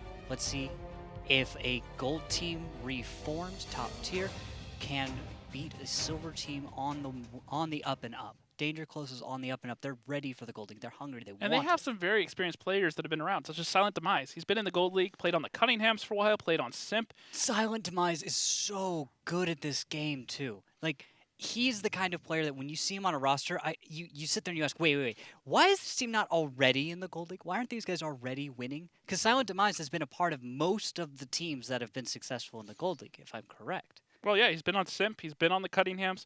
I think he was on one other team briefly. But he's been around for a good while. And then you also have players like Get Clicked On is a phenomenal caller. He's done a very good job. Nally, typically their tier 8 player. I did get word that he will be playing a tier 10 for most of tonight for the qualifiers. Not really sure what's up with that change, but interesting. What did you hear about that? I was talking with him. I'm friends with Nally. Oh, okay. So you just chit-chat. Yeah, as you've gathered, okay. I've been on Danger Close for a while. I formed the team originally. Yeah, if you guys don't know, both of us are came from teams. I played way back when with the Simp. With the Simp guys. Pre-742 days. Yeah. Technically into 742. Technically 742, but pre-Gold League days. Actually, the predecessor to that. So when Bisons were still viable. The Bison was viable, and I think one day it will be again if the format ever changes to make sense. I'll hold you to that. Again. That won't happen. I don't think we're going back to the Bison. We're going to stick at the high tiers. I kind of like it, actually. Yeah. So anyways, so Randall comes from the old Simp community. I formed Danger Close and was on that team for a while. I handed it off last season to Get Clicked On and Echo. And it's pretty much their own baby. They've done a decent job with it. I look around and talk to them, but for the most part, it's all their own show, their own strats, their own decisions on rosters. So I really don't know anywhere near as much about this roster. Only, I believe, 3 players remaining from the old team that I was on, and that's Silent and Nally, and I think there's one more that I'm missing. But so from the time that you left the team, how long has that been then? Since all through last season, So about 5 months we could give. Give or so take. in 5 months, they've replaced most of the roster, and there are about 3 of the remaining originals. Do you think that this is now a team that's gone more towards, like, has it been improving, or do you think any of those losses were just unfortunate? You're just like, I wish this guy was still on the team. It's a completely different roster than when I left it. When I left it, it had a lot of players such as G-Forcer formerly of Elevate. Oh, he's now Hull and Spanish. There were a lot of players with a lot of experience on there, and it was a very solid team. Now this team lost a lot of those players, brought in their new blood, and they started off pretty rough. They had a big learning curve to get. But over time, they've kind of picked things up in the fact, they're scrimming the right teams, they're playing in other events, and then they, like I said, the Silver League Finals, they showed up versus Good Game, and they lost in overtime 5-4, and they look to be in it every single round. They do their homework, they come up with their strats, they work on a lot of things, and so I think they definitely could give top tier a run for their money. However, top tier. Okay, so That is a team with a lot of experience, and so far they've been showing it. They haven't lost a game this qualifier, and I don't know that Danger Close has it in them to stop it. But looking at our previous match, which we just got to see streamed, top tier was good, but we saw weakness. We saw errors. We saw things that a newer team is still trying to work out the kinks, and that's not something that's wrong to see. It's just you do notice these things. Yep. This is what you get when you're putting a new team together. There are going to be instances where you guys are a little bit less polished. You haven't had the opportunity to train and train and train. You haven't had mountains of high level matches where you've had the pressure on to kind of battle hard your team even after that.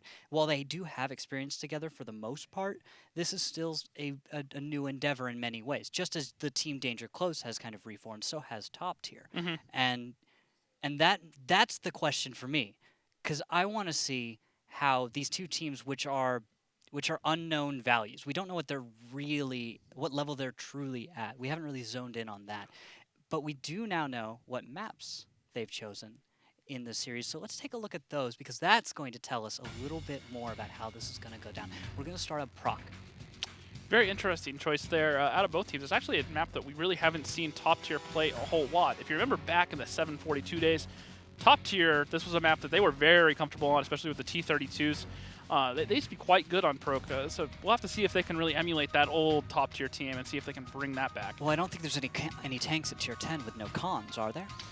Well, the E5 is pretty close these days. No, the E5 has a con. It's the captain's turret. After it got buffed though, for the last few months, it's still pretty T-32 good. has 0 cons, and that's for those of you. Except for the shot trap underneath the gun. It's not a con. It's a All feature. Right. Okay, if you want to look at it that way. So after Prok, we go to Ghost Town, Town, then Cliff, then Himmelsdorf. Cliff is a map that Danger Close has played very well on recently, including in the Silver League Finals. It's a map where they actually went 2-0 versus a good game on. So that was a map where they managed to get some rounds and get a little bit of traction. Okay, so Cliff, you think is going to be where? And looking at it, that was a map that went 1-1 between top tier and Toper tier. So showing a little bit of weakness on there. Danger Close, I think, will be just as good, if not better, than Toper tier on Cliff. Okay, so but it's got to get there, and it has to be in a scoreline that they can still save at that point. That's exactly where I was going when you said that. I was thinking, okay, well, if we can just 60-70% of the time in a match between these two teams, you're going to see Danger Close win 2 battles on Cliff. It is the 3rd map in the series. That means you could have a scoreline of 4-0 in your favor or against right before we hit Cliff, correct? Mm-hmm. So if looking at that as a scenario in Cliff as the 3rd map, that means you're either looking at a map you're just going to finish this out with, or even if you just have 2 battles where you've only won half so far, that could be you just finishing it out, like Absolutely. You just win one, and then get to Cliff. Grind it all out. right, yeah, grind it out, and you've tactically positioned a map which is your map just to make it easy. Well, let's ask the captains exactly how they feel on these maps as they join us right now on our face-off. Gentlemen. Hello. We have Zoned and X-Soldier. X-Soldier, welcome back. How are you guys after Hi. that last match? I saw some shakiness out of top tier, or at least what I perceived as some shakiness. Working out the kinks, are we? It's more or less like Rude's been calling for a week or two because he was out of town. Oh yeah, I he remember. wasn't able to play tanks. Yeah, that's what I'll attribute it to. So, he was actually out for a majority of the qualifiers, wasn't he? The early portion, at least. Yeah. I took over for him for a little bit. Do you think that has affected your team and your now that he's stepping back in, or do you think that you guys are just kind of getting used to fitting him back in with the rest of the guys? I think the team is better off with him calling overall. Okay. See how it goes though. I could see the hesitation there for a second. You're like, I guess he's good. yep. So Very modest of you, X-Soldier. So looking over at you guys, your team coming up from Silver. You obviously struggled in that last game versus a good game in the finals of Silver. Came very close, but lost in overtime. What do you think is going to be different right now going up versus essentially CD 2.0, top tier? What do you think you guys can do this time that's going to put you into the Gold League?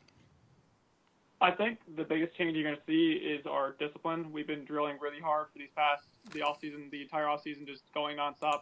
We didn't really take a break since the finals, so pretty much straight through. We've been practicing, trying to get rotations down, strats down, trying new stuff, new calling. So I think you're going to see a different team. So this is a team that from when we last saw them has been doing their homework. You guys are really keen on getting into the Gold League at this point.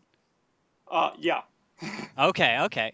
I've been wondering because we do see silver teams that do see themselves about to get onto gold. You're on the edge. You're almost there, and now you're waiting. Like, okay, this is a big step for me. Are you ready to take it? And this is a roster, I guess. Is this a roster you're going to take to gold and keep in gold, or are there some changes coming up? Well, we have 9 players right now, so we would look to add one going into Gold League, but the rest of the guys I feel really confident on. All right, so one last question, looking at you, X-Soldier. On the second game on Cliff, we actually saw the new Swedish tank destroyer come out on your team. What brought that about? And what was the idea there? What's going on? There was no idea. It was just like, hey, let's play a Swedish tank. Let's see how it goes. Yeah. Okay. Your assessment? My assessment, I can't say the word on stream. Fair enough. All right. Okay. X-Soldier, any final words for Zone before we get underway here? Good luck and have fun. All right, Zone, any final words for X-Soldier and Top Tier? That's it. Same to you guys. All right. Good luck. Have fun, guys. I'll see you on the battlefield. Okay. That works. I loved that from X-Soldier. You can't say it on stream. Thank you, X-Soldier. That's very polite of you. Seasoned Gold League player, knowing what to say and what not to say. Spotlights on him. I think he could have just said it didn't work out this time, and that might have been enough because it probably won't ever work out ever again. Oh, come on! I think it's gonna work out. I feel like that combination of just little tiny features on a tank that you don't normally see. The spaced armor on the front, the ability to go into siege mode seems really powerful. The first map we're going to see, Prokhorovka, I think that's a map, especially, say, deep on the one line up in the north. You kind of put that bushed northeast? up. Northeast. You put it up, bushed up somewhere. You let it sit there where it's going to have good shots. I see some potential for it. But what I really see a lot of potential for is for the heavy tank instead. Oh. Now, not in a large number because the DPM on it is fairly low, but you bring one of them. The turret is insanely strong. It looks so good. Put it in the spot where you put the T110 or when the IS-7 goes normally in the middle around the 5 line. For Prok, for example. Yeah. That turret is just so good. And the other thing you have to remember, -12 degrees of gun depression. You don't have any problems hitting targets. You're just like, I'm on the top of a hill. I would like to shoot down the hill. I can shoot down the hill. I don't have to worry about wiggling around, trying to like get the back of my tank on an uphill. Exactly. Yeah. Well, it's so much gun depression that I wonder if you load HE shells and you shoot the ground right in front of you, is it enough to splash yourself?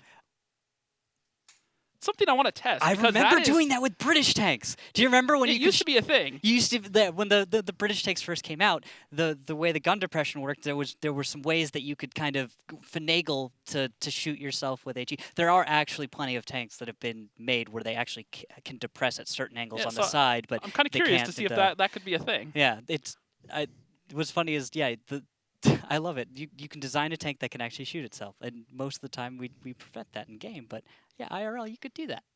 Yep, and then to combat the gun depression that thing brings, they gave the 50B like we talked about earlier. It went up from -8 degrees of gun depression all the way up to -10 degrees of gun depression. Well, is it up or would you say down?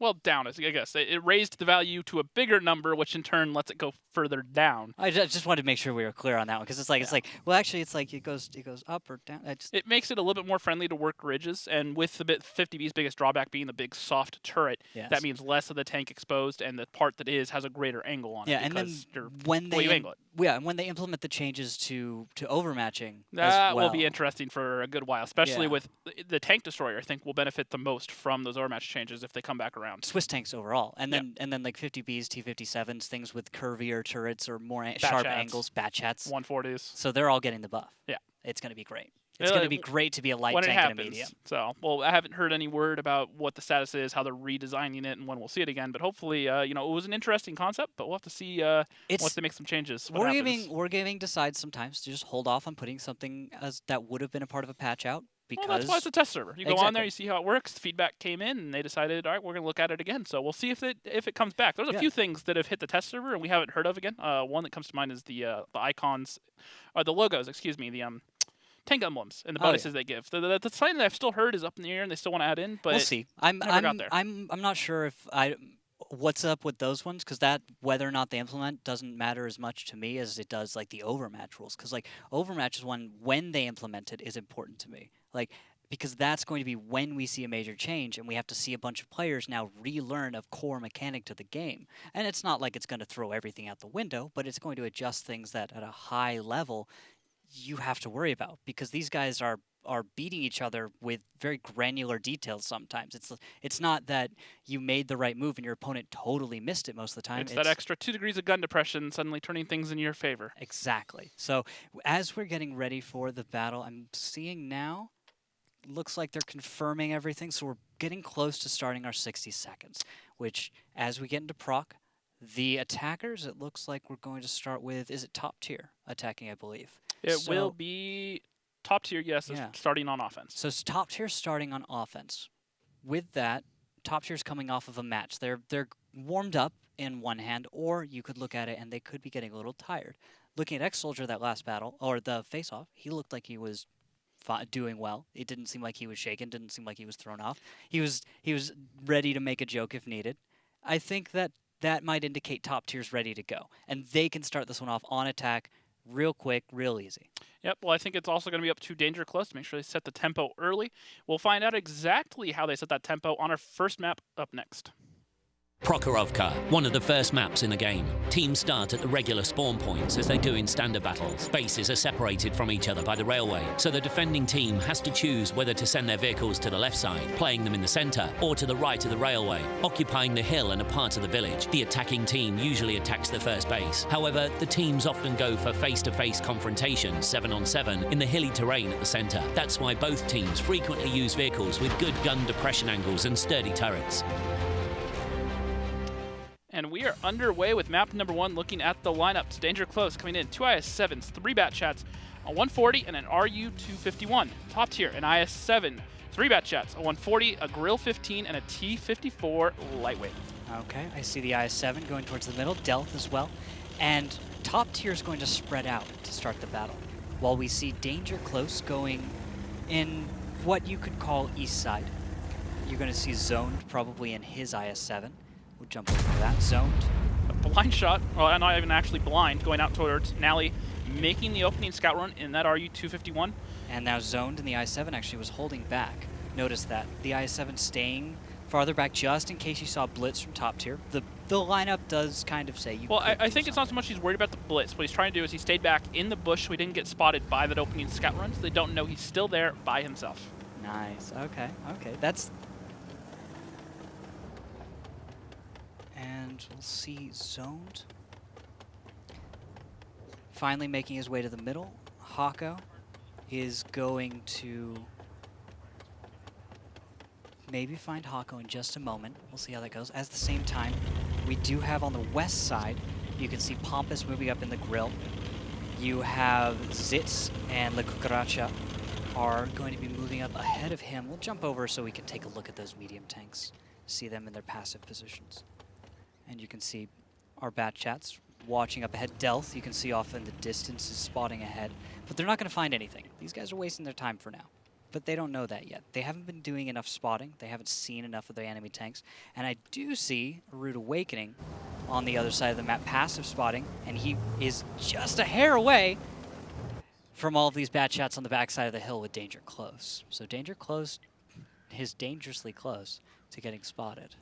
You got to drop that one in there. Always got to slip one in. Yeah, well, I mean, Dwight's the one. There we Dwight's go. the one I credit That's with that it. one Spotted. originally. Rude Awakening taking 520 damage from the middle of the map. As I was about to say, I credit Dwight with that original pun. So Yeah, shout out to him if you're out there. I mean, that one's kind of a gimme. I mean, they set us up for it by simply naming themselves that. By me naming themselves that, I guess you could say. Yeah, I guess you do get credit. Congratulations, buddy. Okay, so Rude Awakening is going to be able to get out. That's going to force the rest of top tier to move forward. So from here, where do you go? What are you doing? What are you thinking you're top tier? If you're top tier, you need to find a way to get control of one of these two caps. They were set up trying to probe each cap, figure out which one they want to go for, and they left themselves kind of split, so they can very quickly just rotate a couple of tanks and be in position to take either one. They understand, all right, Danger Close is most likely over in the east, which they are. They don't know the IS-7's here yet, but they get into position. They do know Hako is spotted, if you're talking about top tiers. I was talking about Zone in the IS-7 over there, because remember, he was in the bush, so they never spotted him on that opening scout run. So they do know that Hako is there. So Hako could spot him momentarily if he's not pushed out of position. But from what I'm seeing now, he could start seeing some pressure from the hill. You have those angles open now. Danger Close could take the high ground. And with that, Hako being in an I-7, he's impenetrable almost from his current position. He's got the correct angle. And the only thing that really messes with him is when shots come from his direct east, kind of a little bit south of where you see the Batchat Wally Sugar Daddy at right now. That's not quite the location, but slightly further to the south, and you'd be able to land some shells at the side of that IS-7 turret. Yeah, but they don't have anyone spotted right now, and I actually really like the spot that Nally is actually in. He's in a passive spot at A5, not a spot that we see a whole lot, and he's just lighting the push. You can see him there in the distance on the right-hand side of the screen, just behind the icons over there.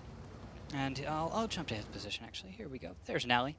Little passive spot. Now, what's problematic about being a passive scout exactly in this bush is that if they get aggressive, he has nowhere to go. You don't have a safe escape route. Now, you can escape if you spot the opponent coming from the right angle. You can leave from the opposite side of the bush, see what you can get, see if you can maybe just get out. But there's a big but, and that's you probably are going to get spotted, and someone's probably covering that approach, and you will die, probably. That's the risk. That's what you're looking at. If you manage to escape, congratulations. Have a nice day. Now, the one benefit the light tanks have is they don't lose their camo value when they move. All the other tanks in this game, when you start moving, the camo value goes down, and it makes it easier to spot you. With him in a passive spot, as long as he's not spotted before he leaves and he stays with that bush, kind of watching his back, he should have a window to get out of there. Once again, if it comes before he's spotted. The second he's spotted and he's caught flat-footed, as it were, he's done. And looking at look at that. Zitz is spotted moving up. That's the first big move. Now we've got the second tank spotted moving up, and they're not moving towards Nally. So here's what we were kind of getting at a moment ago, is that we would see this RU possibly pushed out of his position. But because the bat shots aren't coming at his position whatsoever, he can just sit here. They're going over after the IS-7. And just watch. Watch it all go down. Now, he has to choose whether or not he's going to fire at the IS-7, as Zoned is going to get pressured on, so we'll just jump over to Zoned. The guns don't seem to be in position. They are picking them up, though. 1,500 going out, and no guns are really in position. And now the push is actually coming out of Danger Close to retake this. They're going after those bat shafts. They know they just fired all their shots onto Echo. Exit's getting focused out, down to 2,200, and he goes down. But Fixer Reloaded does get away, but now Danger Close actually has the lead on HP, just ever so slightly. Ever so slightly. Now Hako is going to go over in 1v1 against the IS-7 from top tier. Danger Close is going to decide, you know what, let's keep these bat chats in the low ground. Let's not try and leave. There's 3 tanks at least to our west. We need to do something about those. Nally's still where he is. And Spirit Walker, actually, is Spirit going to be able to actually win in this? Whoa, they're face hugging. 1v1. Face hug, 1v1. Neither of them wants to create that separation.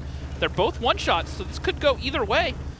And it's actually going to be Pompous in the grill from across the map underneath the train tracks to hit the side of that IS-7 turret. What a shot that was. That is some next level stuff right there. That is a far, far shot. And now we see the move from Mural. I like this, seeing a Batchat moving around the flank. However, Halo does push in, and he should be able to find the kill shot here onto the I-7. Meanwhile, Merle's pushing over, trying to find shots on the rest of the Batchats of Danger Close. And Danger Close has to make a decision. They need to pick a direction, they need to pick a target, they need to go, because as you can see, they're taking too much damage. And now Get Clicked On is incredibly low. See, Anime is going to take a full 700 and some change. Get Clicked On needs to take 1 shell, and Mural's going to go down because he's on reload. That's too bad. Good timing there from Danger Close. A little lucky, you could say. But there we go. Delth is able to get clicked on. Shell out from Pompous doesn't connect. That's crucial. Danger actually. Close are up right now, and they're just trying to focus out. They need to get out one of these tanks quickly. It looks like they're going to choose to go after Delth. Nally's actually sitting here in the little tier 8, getting what damage he can get off. However, Rude finally takes him down. It's 3-on-3. HP is very close. Only 200 roughly separating these two teams as Wally Sugar Daddy takes another shot from that 140 of Delth. And there Pompous is moving up, looks for his target, and gets one shot. Is he going to be able to finish him off? He didn't fire. He held his shot. And he does fire, he misses. Pompous. And now Pompous was cover for Wally. It's a 1-on-1. HP's back in favor of Danger Close. They need to get Rude Awakening down. Meanwhile, Annie Mae's going in versus Delth. And that's a risky play. He's incredibly low. He has to make his connection. He cannot low roll. He's got 368 damage to deal. He misses.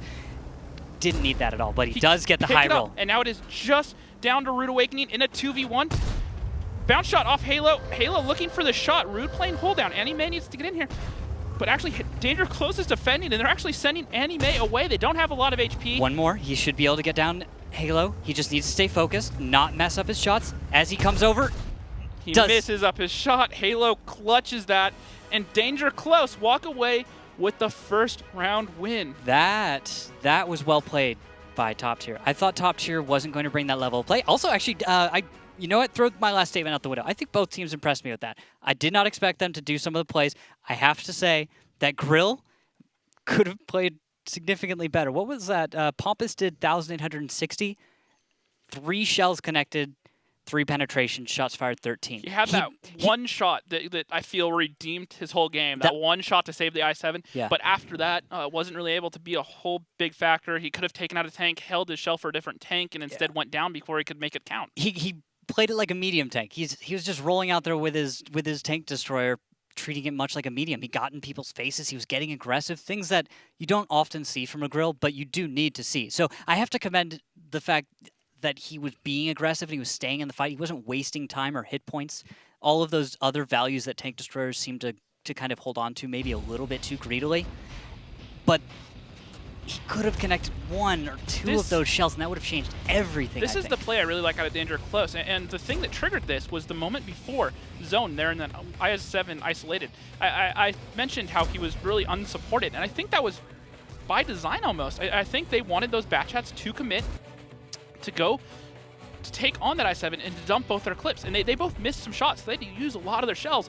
And it was within a split second of zone going down where the rest of the team at Danger Close came over, got their guns in there, and they punished those bat chats. And so I think that was a trade they were willing to take. It leapfrogged them into not necessarily better position, but a good brawl that they were able to manage. And overall, I have to say I like it. Top Tier, though, I do like how they were set up. I think there was a few little misplays. The Grill could have been a little bit more cautious. I think it was, all right, we have this and just push in, get another shot or two off, and we're good. And they kind of underestimated the focus fire that Danger Close was allowed to do. I think so. I think that was one thing important, the underestimating of your opponent's ability to focus fire. You have to respect your opponent and their ability to execute. If you expect your opponent to not focus fire appropriately, which you can at times. I mean, there's been teams that you go up against, you go, oh, if we can attack at the same time simultaneously, they very often let themselves split, you know, like these kinds of things. Now, sorry, I didn't want to go on too long. We actually have the Dex battle starting very quickly. Let's get into battle number 2. All right. With only 10 seconds left, I'll keep talking about this. We've got, rocks. We actually have a situation. Yeah, it's actually a DC. The first one all night. Okay, knock on wood. We'll go back to Garage in just a moment. Okay, but when we get into battle, there's a tank choice that you need to check out. Do you see what I'm talking about? I see that. That's interesting, but we'll keep that hidden for the moment. Okay. We'll wait. We'll wait a second. Unless you want to talk about it, I we mean, can leave it as a surprise. Let's not keep secrets, all right? All right. Let's just not keep secrets. Let's just be open with each other, okay? This is about trust. And all you out there watching yeah, it's right like, now. guys, we won't keep secrets from you. Let's talk about our tank choices. So we have an STV. STV, and actually, there's 2 players in this battle that actually have them. Pompous we saw earlier, and it looks like Silent Demise has one readied up down below. Oh, but so it makes sense. Silent Demise probably has every tank in the game at this point. When you've been around for that long, yeah, it happens. But looking at it, I said that bringing that tank, especially on defense, I think it could have some applications where it's useful.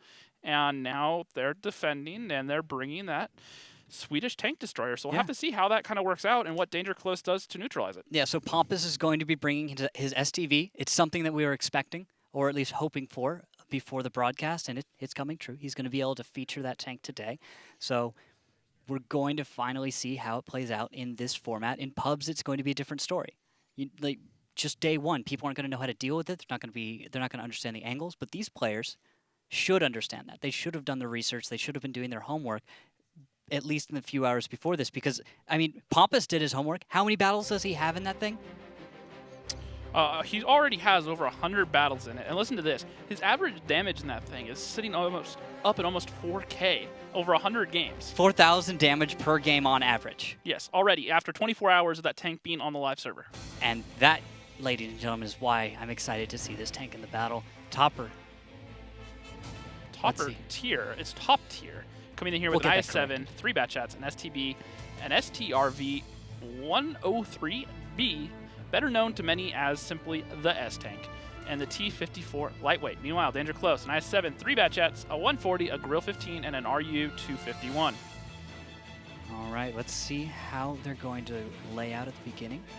I'm really curious just to see where that S-Tank goes. That's what I'm waiting for. I just want the countdown to finish and just watch it drive. Where are you going? What are you doing? Tell me your secrets. That's what I'm waiting for. I just really, that's want like all those secrets that you said we were never going to keep from each other. Exactly. I want him to tell me the secrets about this tank. Because obviously after 100 battles and 4K average damage in pubs, you're doing something right. You're doing something right. There's something going well for you. Obviously this isn't random chance. 100 battles is enough, 4K average damage, you're doing something. Yeah, so the S-Tank, a little bit of history here.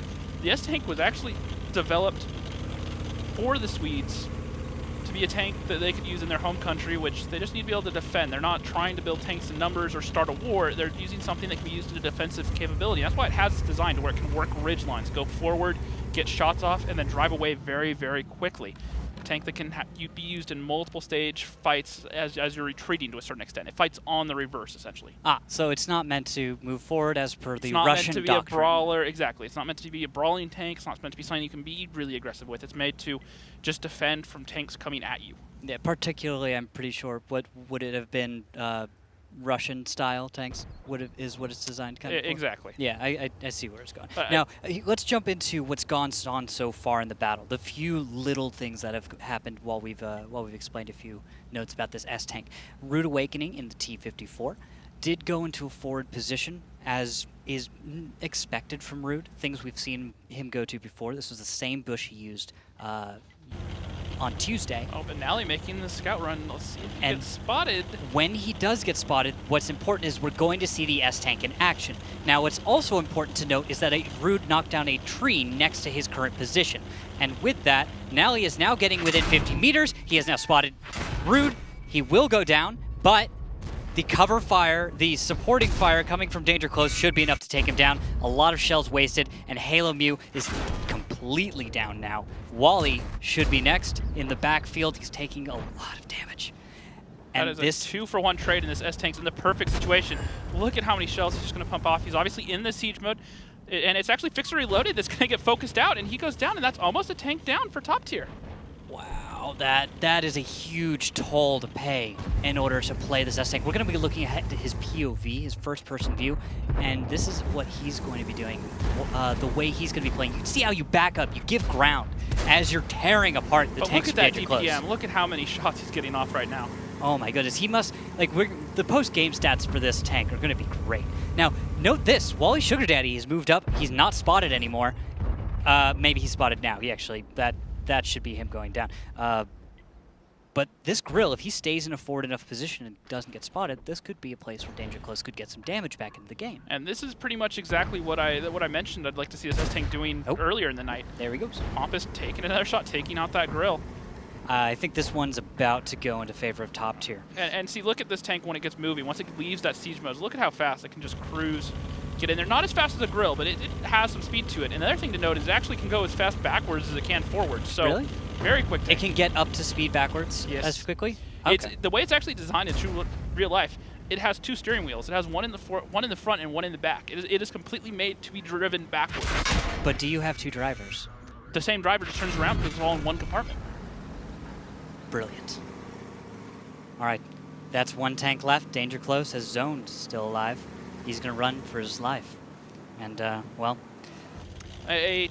offense that Danger Close have run before, and I'm pretty sure top tier have done their homework. They've seen it. They were set up for it. The S-Tank used in pretty much exactly how you want to use it, as a defensive tank, sitting back behind bushes with a nice long range in front of it where there is no cover, and he was just able to rifle off shots. And it worked perfectly, and Danger Close just played right into it. Yeah, if you wanted to see the how to play S-Tank 101, that was it from top tier. Props to Pompous Magus. I can't wait to see that post-game damage. How much did he pump out there?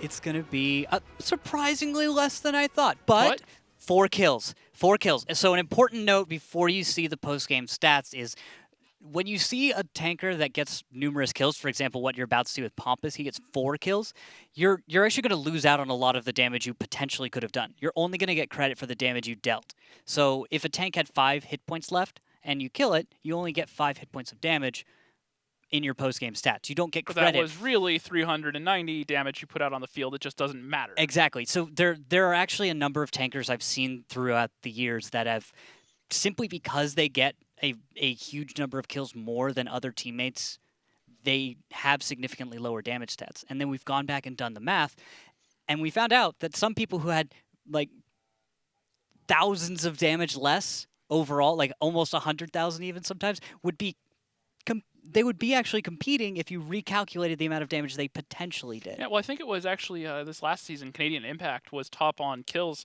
and he was fairly high up in damage, so he was able to do both. But that's the really rare exception. I think it was a lot of the Aquatic M60s guys that were pretty high on the kills, but not anywhere near the top of the charts as far as damage done. Yes, that's because they had more results of battles. So you actually, as far as like totals, like if you end up the Fantasy League, by the way, guys, is going to be coming back this next season. We're looking at some prizes. A few announcements will be coming out soon. So please, we've been listening to you guys, and we will be doing something with that soon. So stay tuned for that.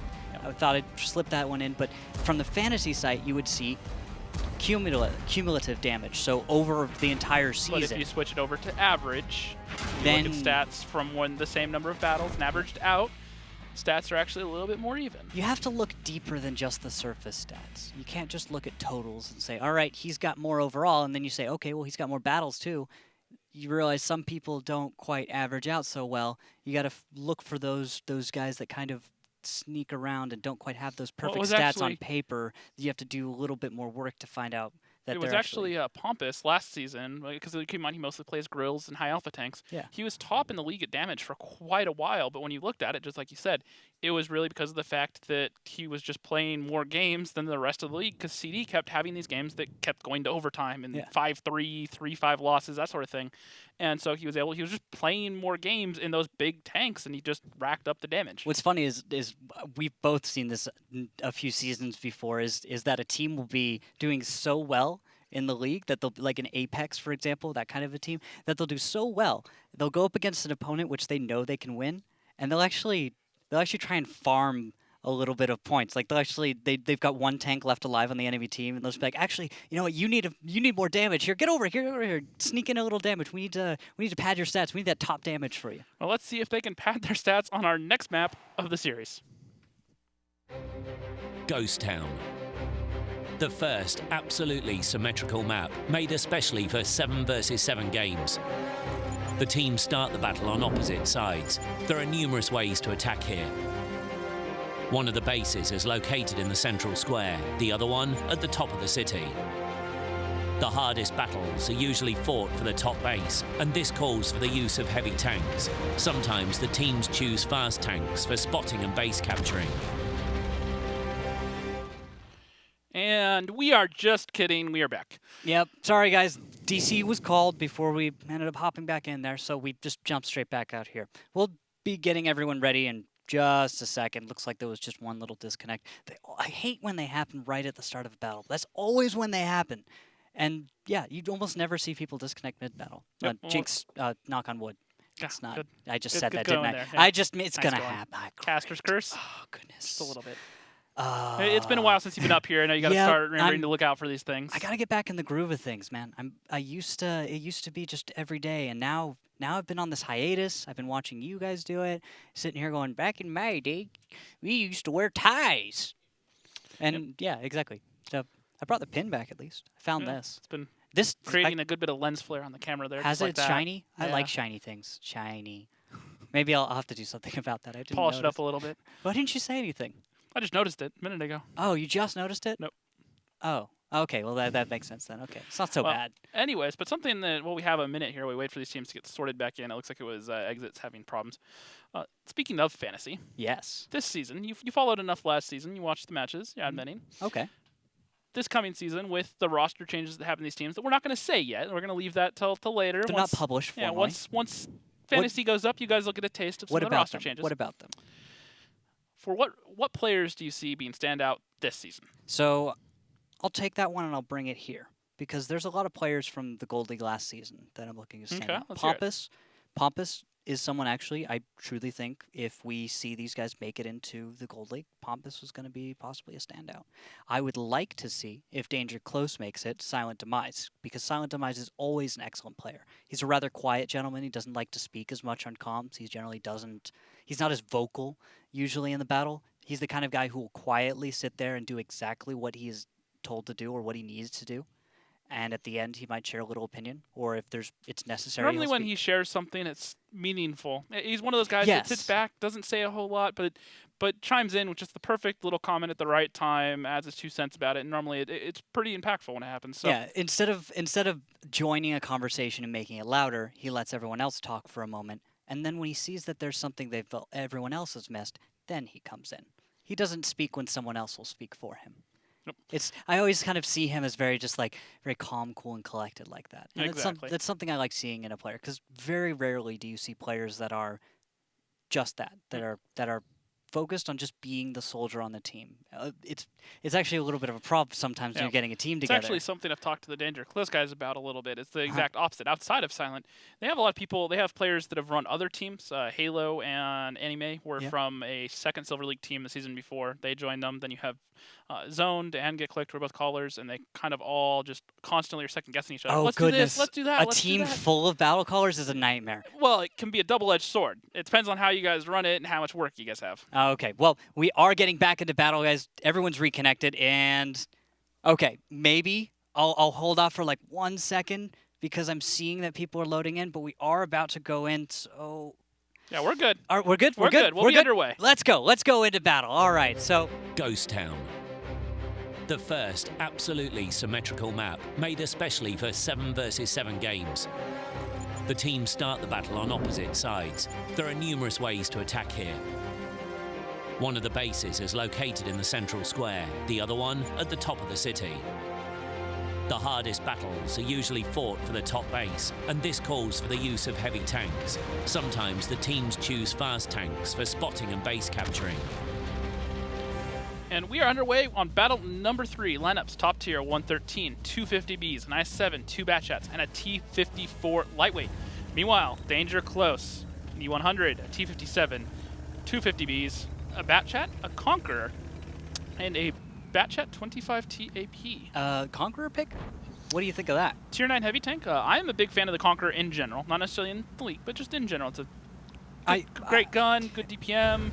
There's a little bit to be said about the turret and managing that as a player, and maybe like some considerations there. Yeah, it's a pretty good hold down tank, like it's being used right here. Not something we've seen often. Normally we see 113s, T10s, stuff like that. But a Conqueror here, I think, is usable. I agree, and the gun is something that I really feel like is what I love about high-tier British tanks. I love the cannons that you get. Yeah, very accurate, very high-velocity shells, good rate of fire. Choice of Hesh, especially when you're dealing with tanks like Batchats and a lot of lighter 1390s are used. Hesh is something that pays off. Just to get that one shell off, you could do serious damage to one of those. Now look at the spreads that we have coming out of both teams. Rude, we started off like we talked about last game with 5 tanks in the middle, Rude in the north, and 2 tanks in the south, just spotting both ends. And now Rude's coming down south, which signals to me that they're either going to pull these Batchats out or they're going to make their push. And judging by the heavy tanks coming over, the push is actually going to come out from these Batchats and this RU in the south. The heavy tanks are moving in across this G line, and Zoned and Get Clicked on are a little bit isolated, but I don't think they realize that Nally and Wally Sugar Daddy are in position to punish. Let's see if they're going to walk into the open, take the damage. If they do, we will have a 1390 watching that line. The biggest problem is the Conqueror up north, and then Spirit Walker sitting over there along with Halo. They're out of position. They're not really ready to support. Now, Spirit's actually moved in. Delth taking 295 from the Batchat AP. Sorry, I called that a 1390 a minute ago. It's actually a Batchat AP. That's the a little bit of a difference. Only slightly. It's only an upgrade on every single factor. And these Batchats could be in a world of hurt. They don't know Get Clicks down here. The 50Bs are ready. But they're not spotted crossing that openings. And here comes the damage. We'll see if they can make their shots count. 700, another 300 onto Merles. He's already down to 4, and Zone should be able to clean this up. And Merle's going to go Great down. pick there by Danger Close. And now Pomp is taking some damage. And Get Clicked on is actually staying back in the corner. He's actually probably going to go down just for staying in that position. But luckily for him, the rest of top tier up to the north has gotten into the fight.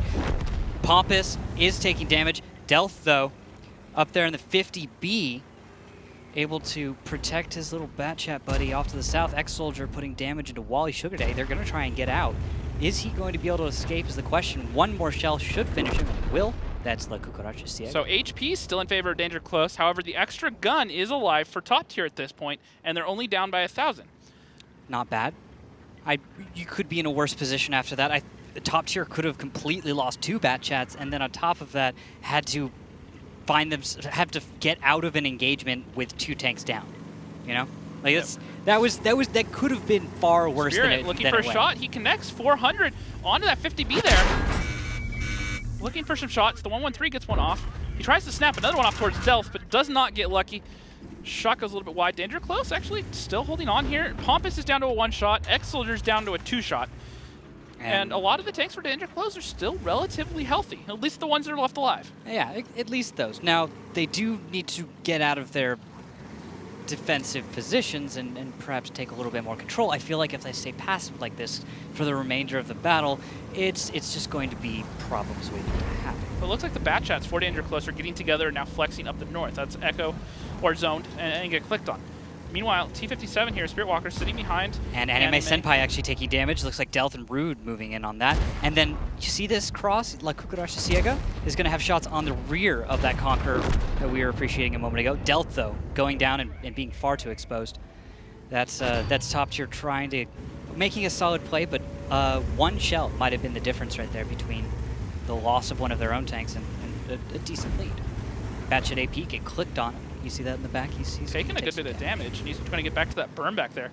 Meanwhile, Zone's flexed all the way over towards A4, looking for some shots in the middle there through the gaps that he can find. Meanwhile, Halo looking here towards the cap, and the cap pressure's actually been pulled back by top tier.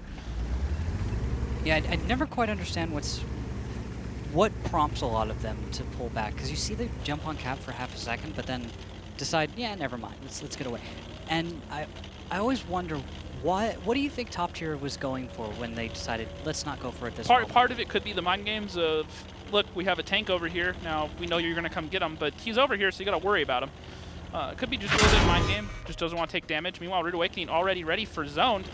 And we'll have to see if Zoned can get in here and take him out, but I think there are too many guns on the high ground ready to take down Zoned. And Rude Awakening doing a great job at punishing. Let's see if he makes it over. He takes 1 shot. Rude should be able to finish him off. Actually, Zone gets into the low spot. Nice Doesn't shot. get it, but Rude picks it up, and it's 4-5. HP still relatively close, but it looks at this point like top tier are just in the better position. I would agree. More tanks alive, I think, is what's important with this level of hit points, right? It's just enough that if you enter an engagement, Focus Fire is going to take down any tank alive, right? There are some healthier tanks, meaning that Hako and Pompous could just enter the fight probably and reasonably assume they're going to be able to absorb what damage is left on the battlefield and just kind of let everyone else help them out. But it is dangerous if you get too aggressive, if you aren't focus firing. If you do get a little bit disorganized, you can still find yourselves losing that lead that you had. Look at the shot that Halo was looking for. Speculative. What? Doesn't get it. That's get clicked on. That was the shot. Okay. I was like, what? How did that deal so little damage? That was speculative at best. Meanwhile, Spirit Walker trying to find some shots towards this IS-7. It looks like Halo's actually going to pull forward here. Maybe look to get a shot. Get clicked on is the only tank behind them, stopping the flex from coming through it. Spirit takes out Pompous in the 1-shot. That makes a lot of sense. Spirit did a good job, backed off a little bit in the low ground. Pompous was a little aggressive. And now Halo's loaded. Puts it into the wall, misses that. Get clicked on's coming, but I think that was too little too late. They needed to land that shot to have a shot. X-Soldier should go down to get clicked on here as he's trying to finish off Halo. Halo is tracked, but no one has a shot to finish him off at this point. Halo just doing what he can. Angle his armor, Fixer reloaded, finishes him off, and it is just down to get clicked on, and they are defending, so he is trying to run away, draw some time out. However, they're real close. They have plenty of time to get on cap, so I don't see this being a problem for them. It's a matter of time before they're able to finish this one up. Now, do note, 2 minutes and 43 seconds, the way that Danger Close wins this battle for any reason whatsoever is that get clicked on delays the cap. That is what he must do in order to win. It is unreasonable to expect that he can deal 3,192 damage and not die. This is the point I wanted to put out there. He shouldn't be able to win this by killing the opponent's tanks. What he needs to do is delay the cap. He needs to wait for it to get high enough, reset, leave, and then re-engage once more and get the hits he needs. So what I'm going to do is I'm going to follow his POV right now. So I'm just going to see what he's seeing, let him drive my camera, and just wait and see what he's going for. You see him turning around, reversing, so that instead of having to reverse out of the position he's going to be able to fire on that IS-7 and that 113, he's instead going to just be able to more quickly lead. He's Now letting the clock fill. He gets one reset, and now he can back down and get safe. He got the resets he needs. He buys time, and now he's going to run away because they're going to come after him. That's perfect. That's exactly what he needed to do. So this is going very, very well for him right now. Get clicked on just needs to execute that play successfully one more time. He just needs to let the clock fill. He needs to do it around the 10-second mark. And that should be 30 seconds. I'll be just below a minute, which is what they need. So, yeah, one more solid full reset. And he can walk away with this. He has the speed. Now he needs to find a new angle. They're actually looking for him to come around, it looks like. They're not actually looking the same angle he just approached. So we'll have to see if the mind games here play off. Yeah, he can't knock down a tree. If you knock down a tree, your opponent may be looking at that angle at the right time. And well, and actually, look at this. He knocks the tree down. Okay, does that tell them? Did they know? Did they see this? It does not appear. They didn't 15 notice. seconds, and he's actually coming from the same angle. Just actually slightly different. Back. He needs to peek out. They missed. Can he get the shot? 5 seconds. No, he doesn't get it. And he's going to go down. A valiant attempt. I have to give it to him. That was solid. Well played. Just didn't get that Just last. had that one shot, hit the concrete barrier there. The concrete sewage pipes anyways. Why they're sitting in the middle of a courtyard, I don't know. Well, it's because they were doing construction, and as you know, like, you just put stuff out of the way until you put it in the right spot, but then, you know, a war hits, and all of a sudden there's tanks rolling everywhere, and like, it's not worth it. Why they turn into great shot blockers for I-7s? You're not going to be able to make any money on those. Those resources are gone. Like, why are you even trying? They're gone. Don't worry about packing that stuff up. Look at these post-game stats, though. 4,000 damage from an IS-7. That's worth something right there. 4,400 out of the I-7, including the final kill there on to get clicked on. Picking up 3 kills. X-Soldier in that 50B, 3,500, and it's actually get clicked on in the tier 9, doing 3,200 for Danger Close. Then looking at the second page here, Nally, unfortunately, not really able to get through more than a full. Well, he fires a full clip, but only makes 2 shots count. Anime and the Conqueror only able to do 724 over 9 shots, so not really being effective. And then Murovanka, the poor fellow that tried to make that cross in the south, got tracked, just ended up going down. Pompous almost joined him, but he was able to turn around, get out of there, and live to fight another day. Managed to get off 1,000. Yeah, this was one of my favorite plays from the battle. Great play by Rude Awakening in the tier 8. Yeah, and also great coverage by the rest of his team top tier. I love the way that they were working together to just move through that southwest side of Ghost Town. And the way that they handled the remainder of the battle, gotta give it to them. Very easily get clicked on, could have taken this one away. If these guys weren't as good as they were, if that shot right there that he just fired had gone, yeah, connected, that one right there, just didn't come through. That hurt to watch because you kind of wanted to watch the underdog take it for a second. Yeah, well, and I mean, so there's a lot of situations where you know it's not in your favor. There's not a whole lot you can do. He wasn't going to kill all his tanks, and it happens to everyone in different situations, with pub matches, other sort of tournaments and whatnot, or just play in general. But you need to know what you need to do to win. You need to know to do that. There is a theory how you can win a lot of matches. If there's a way, you need to try to find it and do everything in your power to make sure you do it. And that's exactly what he did. He played it. He let the clock fill very much. If you get the resets too soon, you don't let that go. You have to expose more. You have to re-peak more. And you're not wasting time. He let the clock fill without risking anything. Waited till the last moment. And those first 2 resets were executed perfectly. Yeah, it's about your win condition. It's about how am I going to go about winning? How am I going to get there? Envision victory. Get there, make it happen. It was, I can't get the kills. Don't try and play like I'm going for kills. Play in a way that stops that timer. I'm playing a game around that cap timer. And you have to remember that sometimes. It's very easy to forget that that there is a time limit on the battle and that there's a limit on the cap. So you need to understand that the game changes in these cases. Sorry to cut you off, but look at this lineup here. Viva La France coming out for Danger Close. 450Bs, a bat shot, and 2 tier 9 bats. I don't know what's up with this one. And that's on offense. Meanwhile, topper tier coming in here, an IS-7, 2 50Bs, 2 bat shots, a WZ, and a T10. So, correct me if I'm wrong, but the reason people don't bring full French lineups is because you fire a bunch of shells. Usually you don't have enough targets for the mob to destroy quickly enough. They waste all of their shells. They are then all reloading at the same time. and then you have 7 helpless tanks trying to escape. Well, it depends on how they set up. And then, ironically, they're actually not going for some sort of almost yellow push. They're going for the cap fast. They have multiple tanks on cap. They're set up to screen. Okay, that works, I guess. And- That's not what I expected at all. We are going to see Rude Awakening moving forward. Behind him, Delph, and then like Kukracha, and then Hako. 25 Mirrors. seconds on the cap. He's looking for it. I think he just saw the corner of Zone's track, so he knows he's there, but he backs back on. And Zone's the furthest one forward behind the buildings. The other two are different spot, and actually get clicked on does get reset. So some resets coming in here. And Get Cooked On's going to try to get out, but he probably will go down. There he goes. 1 kill. Danger Close is going to lose a crucial tank. But they do push in with the 50 Bs behind. This is the trade that Danger Close need. They need to really punish this as they come around the corner. And Hako is not in a very safe place.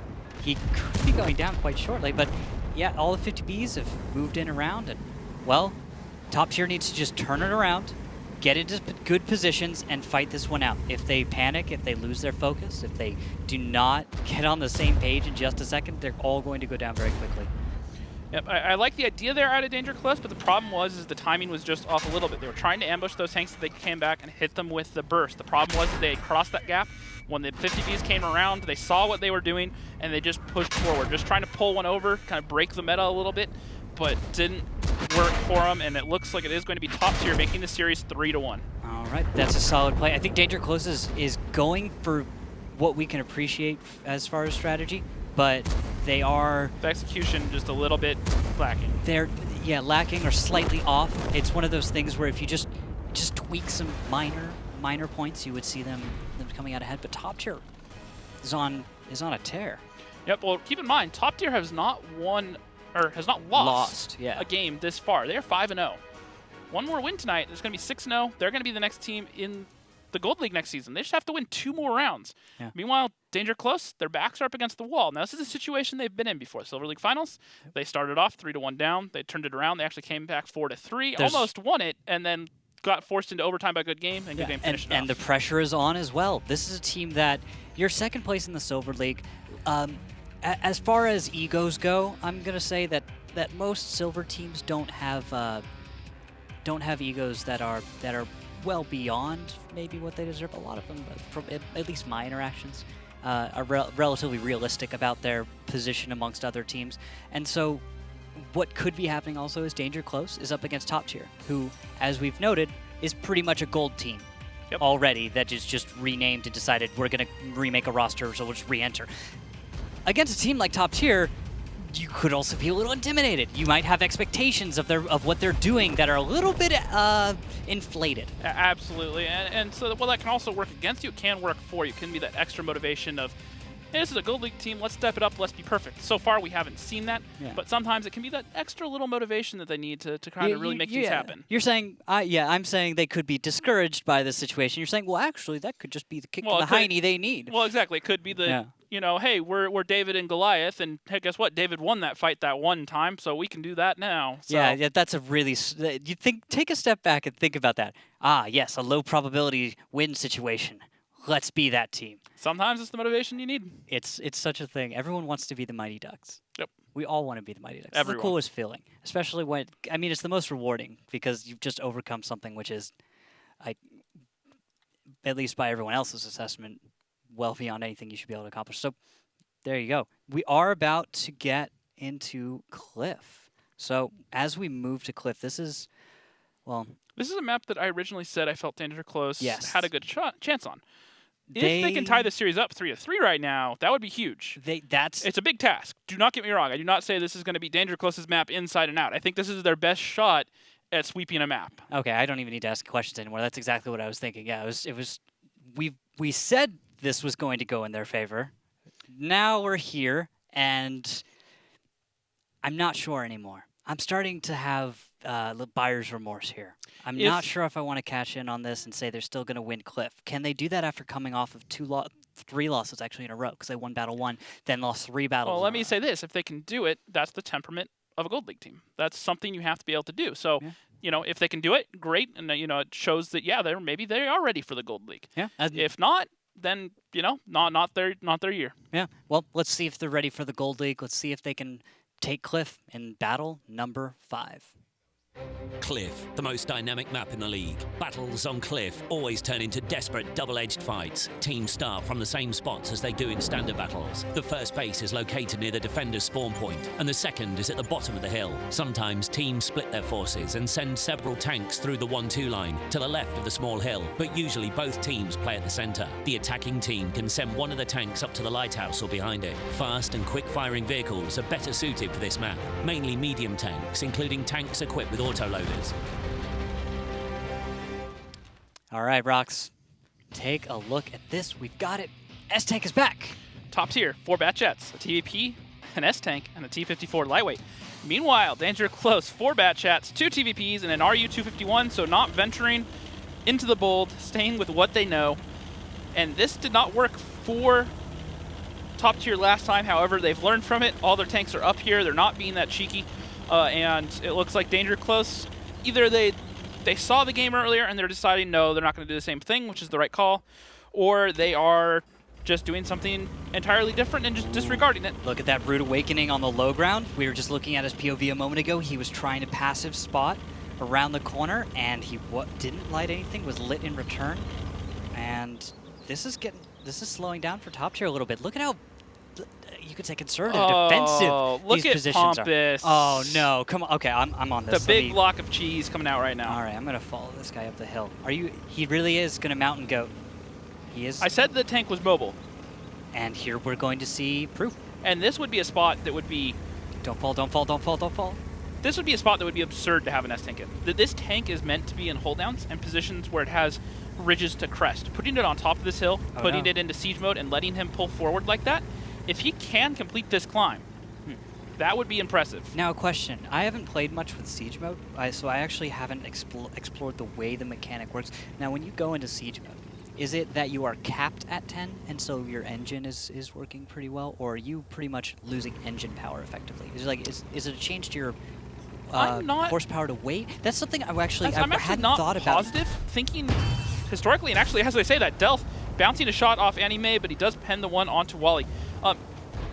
My logic would be to go into that siege mode that's pulling engine power away to operate the siege mode and then limiting the power that the tank can use, but I'm not positive. The reason I ask is because when mountain goating in this S-Tank, if you went into siege mode, how would that impact your ability to climb up a hill? Would that assist you or cause you some issues? And that's what I was thinking about, because you don't necessarily need to go quickly, you just need to make sure you happen. And look at this. This is a situation where this tank is perfect. Its profile is so small, no one can hit him. All he has to do is scoot back a little bit, and he is perfectly safe right now. Yeah, and most of the shells, even if they would hit him, are going to hit him at an angle where they should bounce. And now, without the overmatch changes, some shells may pen, but if we get some variation of those overmatch mechanics in the future, this tank will really come into its prime. It seems like, if thinking about it, I feel like if I were in the back in like A5, in the normal tank destroyer position with like a bat chat, and I were, for example, firing heat, you notice how the shells droop quite a bit when you're firing heat shells in a bat chat. I feel like maybe you could sneak one of those right over the space armor, like just barely. That would be a tricky shot with a good bit of luck on your side, but that's certainly exactly what it's all about, sniping in a bat chat, sir. It's all you're doing. Fair enough. Looking at the setup, though, look at the setup that they're using. They're catering to that S-Tank that they have up on the hill finally. They're moving over around out towards the 8-9 line, and Danger Close isn't anywhere near here except for Get Clicked, who's actually in a pretty interesting bush that does light the 2 cap and stays relatively unspotted until they're right on top of him. So as long as he can keep that cap lit, they should be fine. Yep, and we are watching POV right now of the S-Tank being played by Pompous. You can see the way he's just kind of wiggling around. You can see just jump back and forth, and you're actually going to alter the angle on your front plate. Something that we used to see a lot out of our Russian medium tanks way back in the day, like T-54, used to be able to play, well, there used to be a very, very well mapped out understanding that Russian tank players would have, which is how to angle and how to wiggle your tank around to force people to bounce. Because back in that day, a few less tanks, a lot of them with lower penetrating guns, and so you played a slightly different game with your front plate and armor. Yeah, I like seeing it kind of coming back in a tier 10 tank that is using it slightly differently. So Delph should be lit right now, I believe. If not, they know where he is. And so far, Danger Close haven't really made any plays.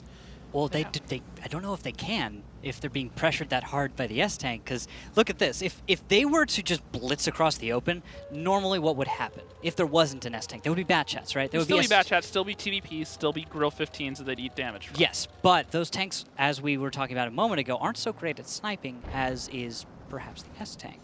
Fair point. And this is, once again, like I said earlier, the S-Tank was designed to be a defensive tank. So putting it in a position where other tanks are coming at you, it's perfect. And so this is one of the situations where I don't think this tank's perfect for every game, but in this right situation, if you can work it in there, I think it has a lot of potential, and we're seeing it right here. Yes, and what's funny about this is Get Clicked On. I should have noticed this a moment ago, but Get Clicked On is pinned.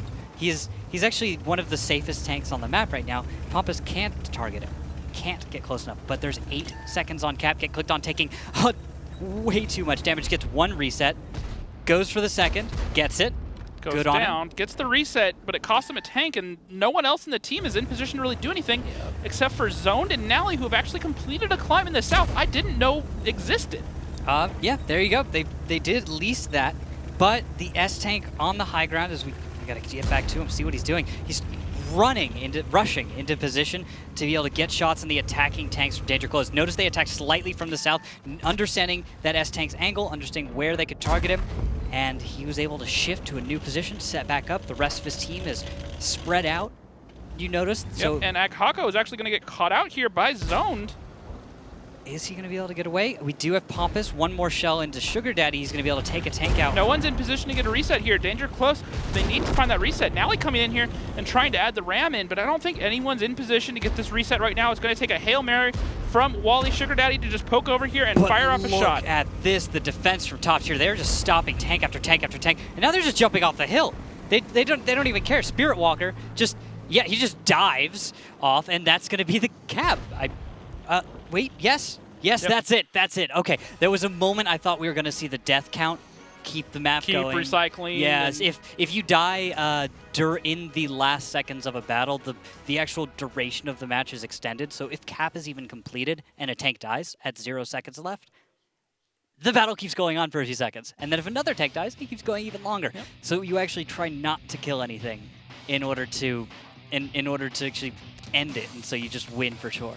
Yeah, especially if you're low HP. It was actually one of the season finals we saw end by, well, not end the whole season, but end a battle by that cycle being reset a couple of times. Oh, you're talking about with Baby Halo. Yeah, Baby Halo versus, I believe it was Sim. It was. It just kept going on, and they capped out, and so they stopped. One team stopped playing. They said, all right, this is over. And the other team pushed in and killed everyone, and because they got the first tank, it was 5 more seconds. They got another kill, another 5 seconds, and then they killed the last tank, and the team that capped out's like, wait a second, you thought it was over, but the other team killed them out and won it. Yeah, so we almost saw that. That would have been a cherry on top of an already, I'd say, satisfying battle, because we finally got to see the S-Tank perform at the top.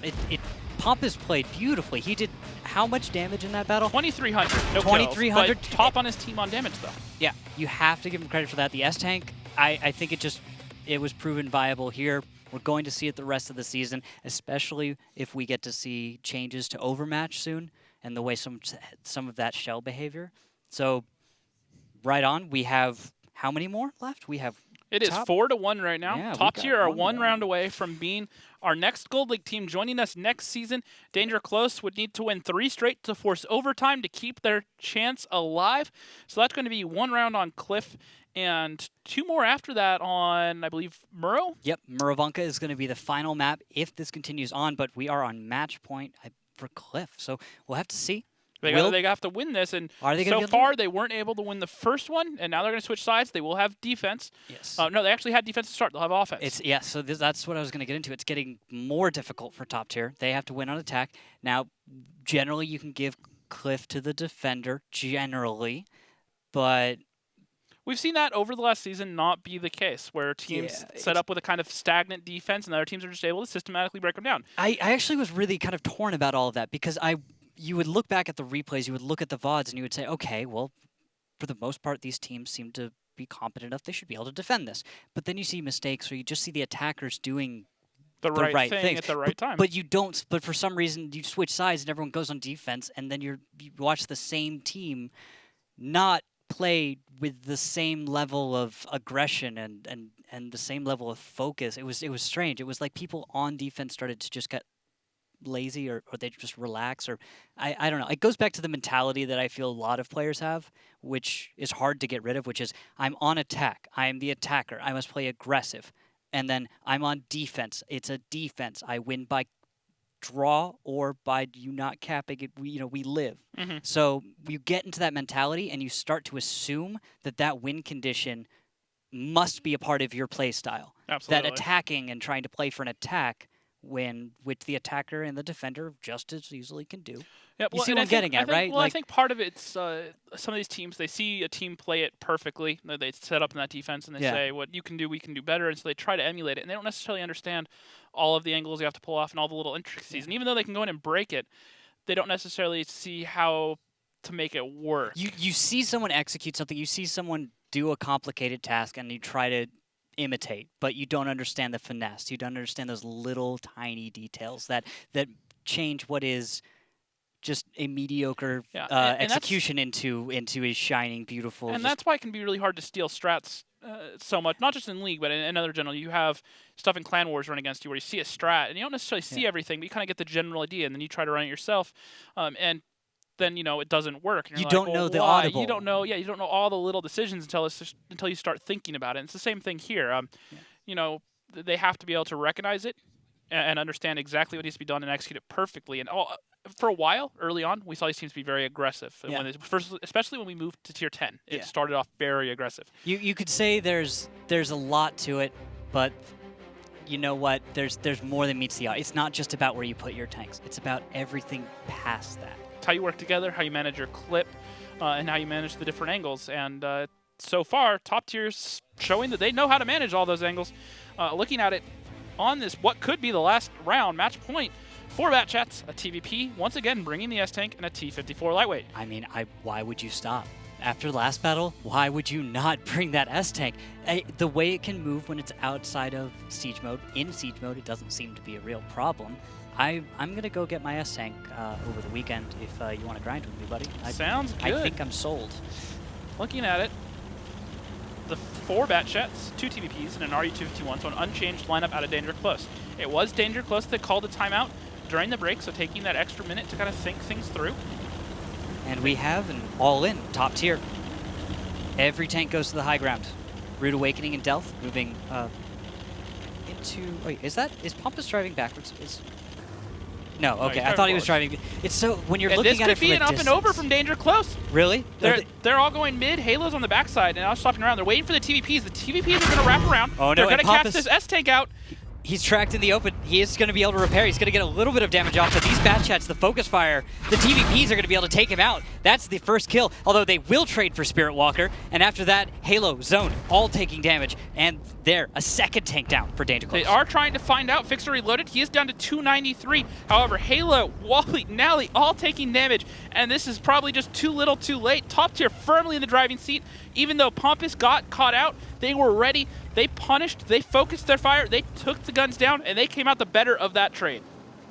And now, I think it's over. I think Butter's getting cold, buddy. It's done. It's a matter of time. Danger Close does have 5 tanks alive against the 6 of top tier. They need to find a pick and find it early to have a shot. However, Rude Awakening very quickly went over to the 9 line. He had the eyes out there. Now X-Soldier's on top of the hill. He'll be able to light everything. He makes that just and he's about very to simple little run. Come around. He almost spots Nally on the way out. I thought that could have been it. We could have seen Nally go down. If we lose 1 tank, I threw close. That's it. When you see that tank go down, that's my expectation. GG, game over. Give it just a minute to clean up. But Danger Close, 4,975 hit points against 7,549. Halo taking a shell. We don't want to see him go down. He needs to stay in cover. But Delph is going to be able to finish him off. I think that's it. I think it's just the clock is ticking now. It's just a matter of time. And top tier have just played this pretty much perfectly. I think if I have a criticism, it's that they need to hide that S-Tank a little bit better. It really needs to be babied into position. Meanwhile, X-Soldier actually does get lit up from the TVPs and the grill in the back, and they do. Oh, it's Merle Sheikah that takes down Nally. X-Soldier's still alive, but only has 181 And he HP. bounces 1 crucial shell to live. He's going to be able to stay alive. If you throw away 1 or 2 tanks here from top tier, I know I just said it's over, but if if top tier decides to do something crazy, then they can throw this battle away. They can give Danger Close one more chance. They can give them another try. And we have it moving. We have the rest of the tanks from top tier moving in now. You see from the south on the minimap, and on your screen we have everyone moving in. And it is pretty much over at this point. It is a 5v2. Get clicked on, and Anime Senpai, the only ones left. They do come around. They do find Akako, and they are focusing him out. Anime should be able to finish him off, but they do find Get Clicked. From the top. The tank's coming around, and that is going to be top tier joining us next season in the Gold League as our 8th and final team. Congratulations to them. That is an undefeated streak throughout the open qualifier all the way to the end. They went through a double elimination. Didn't drop much of anything. They, as far as battles lost through this entire tournament, I should say, did they even lose enough to if you added them all together to have a loss in a series? I think it was Topper tier earlier was the only team that really got on them. They got 2 off of them. Top tier, yeah, before that, I'd have to think Goon back. Squad yesterday got 2, I believe. Or was it 3? That we'll have to check We'll take a look in it. We'll see the bracket. We'll see how it ended. But to put it in perspective, these guys have won this qualifier by a margin that I haven't seen before. Yeah. They cruised right through it. They showed that they're ready for the Gold League. And it's this sort of just clinical execution, this great focus fire here, even at the end, even after the battle's over, just systematically. Everyone Get Clicked on, they took them out, then they moved on to Anime. That is the sort of focus fire that you have to have at all times. You cannot let battles slip. They came in here, they finished it off, and just perfect. All right, so here's my question for you about this team.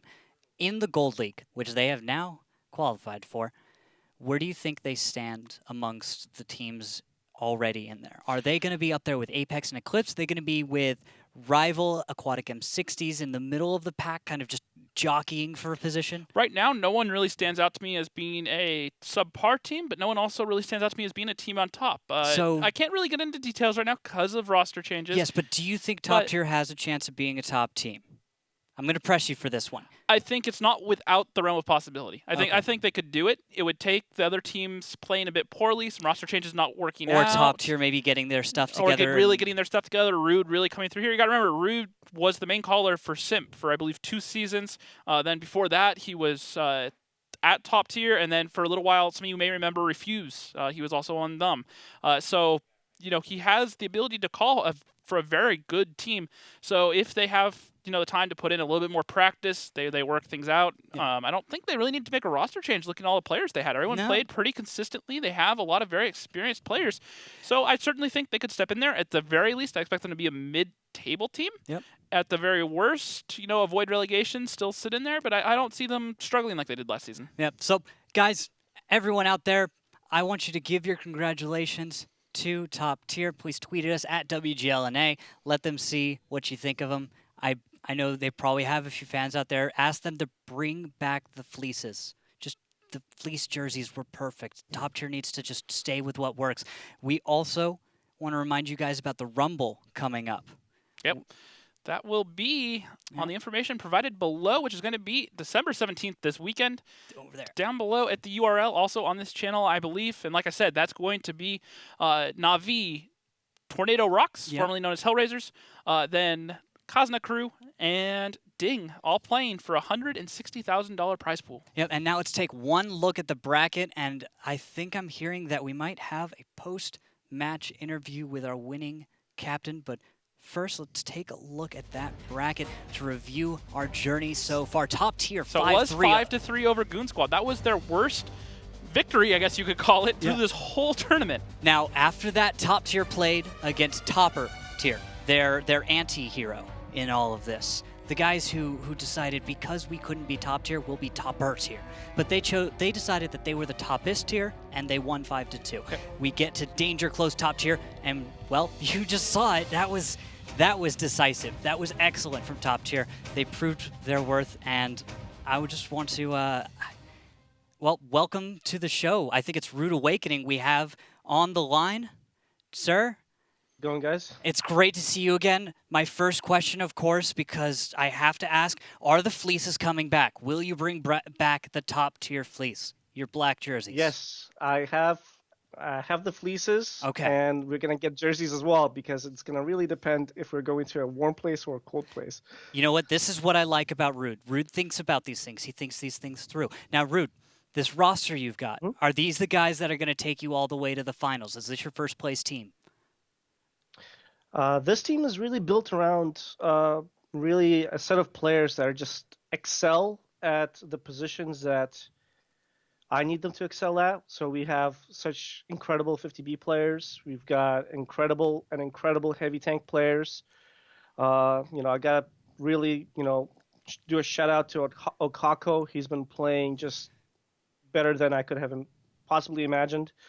And then, of course, Pampas playing those TDs so well. Oh, my gosh. So speaking of the TDs, what I want to ask is, what's your opinion on the S-Tank? We saw it used tonight. It didn't look that great in the first match tonight, but the first time you brought it on Cliff, it looked amazing. What's your thought on it? So my thought is that, a player has to play a certain position. He has a role and he has a job to do. As long as he gets that job done, I don't care what tank he does it in, and I don't care how he does it. I just need the job done properly. And Pampas did a really good job on Cliff with the S-Tank.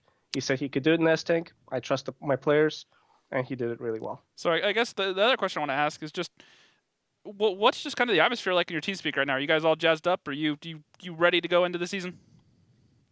We are ready to go into the season, but we have a lot of practice that we got to do. There was a lot of mistakes that we did today. But the first thing is I got to get better at calling. I did some really bad calls today. Ex-Soldier helped out with some of those final matches, and his contribution there was really good too. So, and I also have to do a shout out to JoJo and Sublime and for sticking with us during a really rough time on Tuesday. Yeah, and actually, do you want to shout out to your fans, everyone that's been watching so far? Anything you want to say to the future fans of Top Tier? We'll see you at the LAN finals. All right. Thank you so much, Rude. It is a pleasure, an absolute pleasure to have you back and to be commentating Top Tier again. I'm sure it's going to be just a blast. Thank you so much. Congratulations once again. We'll see him off in the Gold League. We're going to be starting the Gold League. It looks like the beginning in January, not the first week. I think around the January 10th is the official start date. I think that's the official. We'll see how that pans out. Yep, and also keep an eye out for a official announcement about our fantasy league with prizes. That's all I'm saying. That's about everything everyone wants to know. And all the other details are almost meaningless. I think that's all that everyone wanted. You guys asked, and we decided we would get it done. We made it happen. We brought fantasy back. Well, we'll have details out well ahead of the season. Just waiting to finalize a few things, but it will be back. That's confirmed. So just keep an eye out for that. Absolutely. And Rox, I would just want to say this has been fun getting back on the desk here, sitting down, going through the qualifiers again. It's kind of like just good old times. Yep. Oh, it is an absolute pleasure to sit here and cast with you. I've enjoyed it thoroughly. The qualifiers have been amazing. I hope the rest of you out there enjoyed it as well. Yeah, you've all been wonderful. Thank you so much for tuning in. We will not be back here in North America until January 10th. However, the Rumble is coming up, so please tune in. We will be broadcasting it, I believe, on this channel and also on the Russian stream as well, so don't miss that. December 17th. Tune in. Thank you all very much. We're going to get out of here. Have a good night. Thank you all for watching. This has been the WGLNA Gold League Qualifiers, Rockstar and Rookhill.